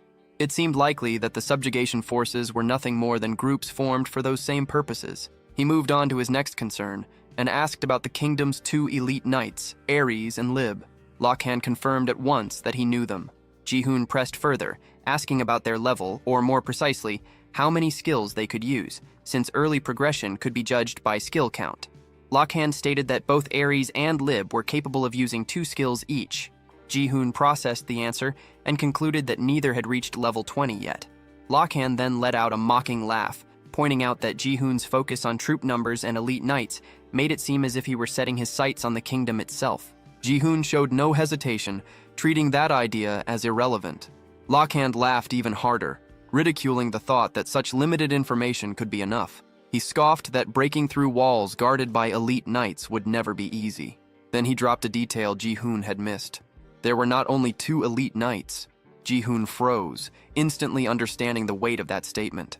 He recalled how, in knight defense, the maximum number of elite knights allowed before the game ended was 7. Choosing which S-rank knight to summon during the first wave often decided whether the run would succeed. He remembered the structure clearly, the steady climb from wave 1 up to wave 15. Yet now, in this early stage, Barely past Wave 6, the kingdom already possessed more than 2 elite knights. Lockhand revealed their names with calm certainty. Artillerist Akur and Fanatic Archeon. That made 4 elite knights already known. Jihoon found himself unable to speak, his thoughts racing as the gap between the game and reality became clear. Unlike a game, this world did not reset. Soldiers could be wounded for real, and walls could truly be broken. Repairing defenses and healing the injured would demand vast time and effort, far beyond simple numbers on a screen. And yet, the reason wars could happen so often became painfully clear in Jihoon's mind. The scene shifted to the aftermath of Akur's healing. She was shown restoring everything around her, fixing shattered ground and broken structures with exact control. Her power returned all damage to its original state, radiant energy spreading across the battlefield. Jihoon watched in shock as the truth settled in. It was because of the healing artillerist Akur. His thoughts raced further as he accepted that even the sage Archeon existed in this world. There were already 4 S-rank knights, and the fear grew that there might be more.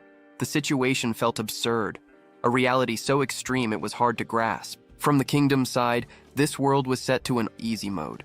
From Jihoon's side, trying to break through such power meant facing an ultra-hell mode. Lockhand noticed Jihoon's frozen state and reacted with open mockery. Jihoon steadied himself, deciding there was one final thing he needed to know. A sharp realization struck him. There had never been legendary knights in the game. The only player had been him. He was an existence that did not belong to the system at all. He sought to understand what a legendary knight truly was, and how Lockhand had summoned such a being. Before that thought could fully form, a sudden rain of arrows poured down toward him. Panic spread as Rain reacted to the attack, realizing they had been surrounded by a large force of humans. Leo stared in disbelief, wondering if Lockhand had reinforcements. From the forest emerged the Royal Guard Oath Division. Their armor gleamed as they raised their weapons, all aimed at Jihoon. They ordered him away from Sir Lockhand. Despite his burned and broken state, Lockhand formed a cruel smile and activated his skill. Stone Earth regeneration took effect, his body slowly repairing itself. He reaffirmed himself as a knight of the Great Kingdom, making it clear he would not give up information easily. Anyone who learned the kingdom's secrets would die there, and Jihoon's corpse would be personally delivered back. Jihoon remained calm. He already knew about the kingdom's movements through the Rat Tribe. Around 100 soldiers had attacked their village. If their commander failed to return soon, those same soldiers would head this way searching for him. Jihoon had been waiting for that outcome as well. Lockhand reacted with anger, dismissing it as a lie. Jihoon continued without emotion, pointing out that if Lockhand truly was their commander, then every one of those soldiers was weaker than him. Lockhand demanded how Jihoon could be so sure. Jihoon answered with nothing more than a confident smirk, knowing the reason was simple. It was all based on experience. Lockhand's face twisted in disbelief as the meaning of the word experience sank in. Without giving him another second, Jihoon turned his focus to Roselle, signaling that it was time to move. The creature answered with a deep roar as Roselle Drac fully awakened its strength. Lockhand reacted with mocking laughter, dismissing the idea that such a small monster could pose any threat. Jihoon pushed Roselle forward, ordering it to seize them all. Roselle opened its jaws wide and released its dragon breath. Fire burst out in a violent wave, swallowing the Royal Guards whole. A system window appeared at once, flashing new alerts. Party synergy effect activated. Magic-type monsters' attack power increased by 20%. Even while burning, Lockhand showed disbelief, unable to accept what was happening. Rain, Leo, Rhea, and the orcs stood frozen, eyes wide, watching Roselle's overwhelming power erase everything in its path. After a short while, the flames died down. Roselle's strength drained away as exhaustion set in. Another system notice appeared. Mana depletion penalty. Fatigue increased. Jihoon walked up to the worn-out creature and patted its head in approval. Roselle managed a weak smile, breathing hard but clearly satisfied. Jihoon's thoughts turned inward as he reviewed the fight. His level had risen at a shocking pace. Still, the total experience felt lower than expected for the number of enemies defeated. He guessed most of them had been low-ranked knights. Even so, he judged the result as a solid gain. As he looked around, something unsettling caught his eye. The burned royal guards began to change. Their bodies hardened, turning stiff and clear until they became crystal stones. Jihoon picked one up and studied it closely. He noted that enhancement stones did not break, even under a dragon's breath. With that confirmed, he ordered everyone to collect the spoils. Rhea and Rain agreed at once and rushed off to gather everything they could find. While they worked, Ji-hoon opened the system window and checked the stats of Roselle, Rhea, and Rain. He confirmed that experience within a party was shared, but divided based on contribution. Rain, who had only healed during the fight, had still gained 17 levels. Rhea and Roselle, who fought directly, had risen by 10 and 7 levels. From this, Ji-hoon concluded that rank played a role in experience gain. He glanced over at Rhea, Rain, and Roselle, all busy picking up enhancement stones. Even with the unclear balance of experience sharing, he felt relieved. Roselle had reached level 10. Its MP had increased sharply, and a new skill had appeared. Ji-hoon froze when he recognized it. It was a skill he never expected Roselle to have.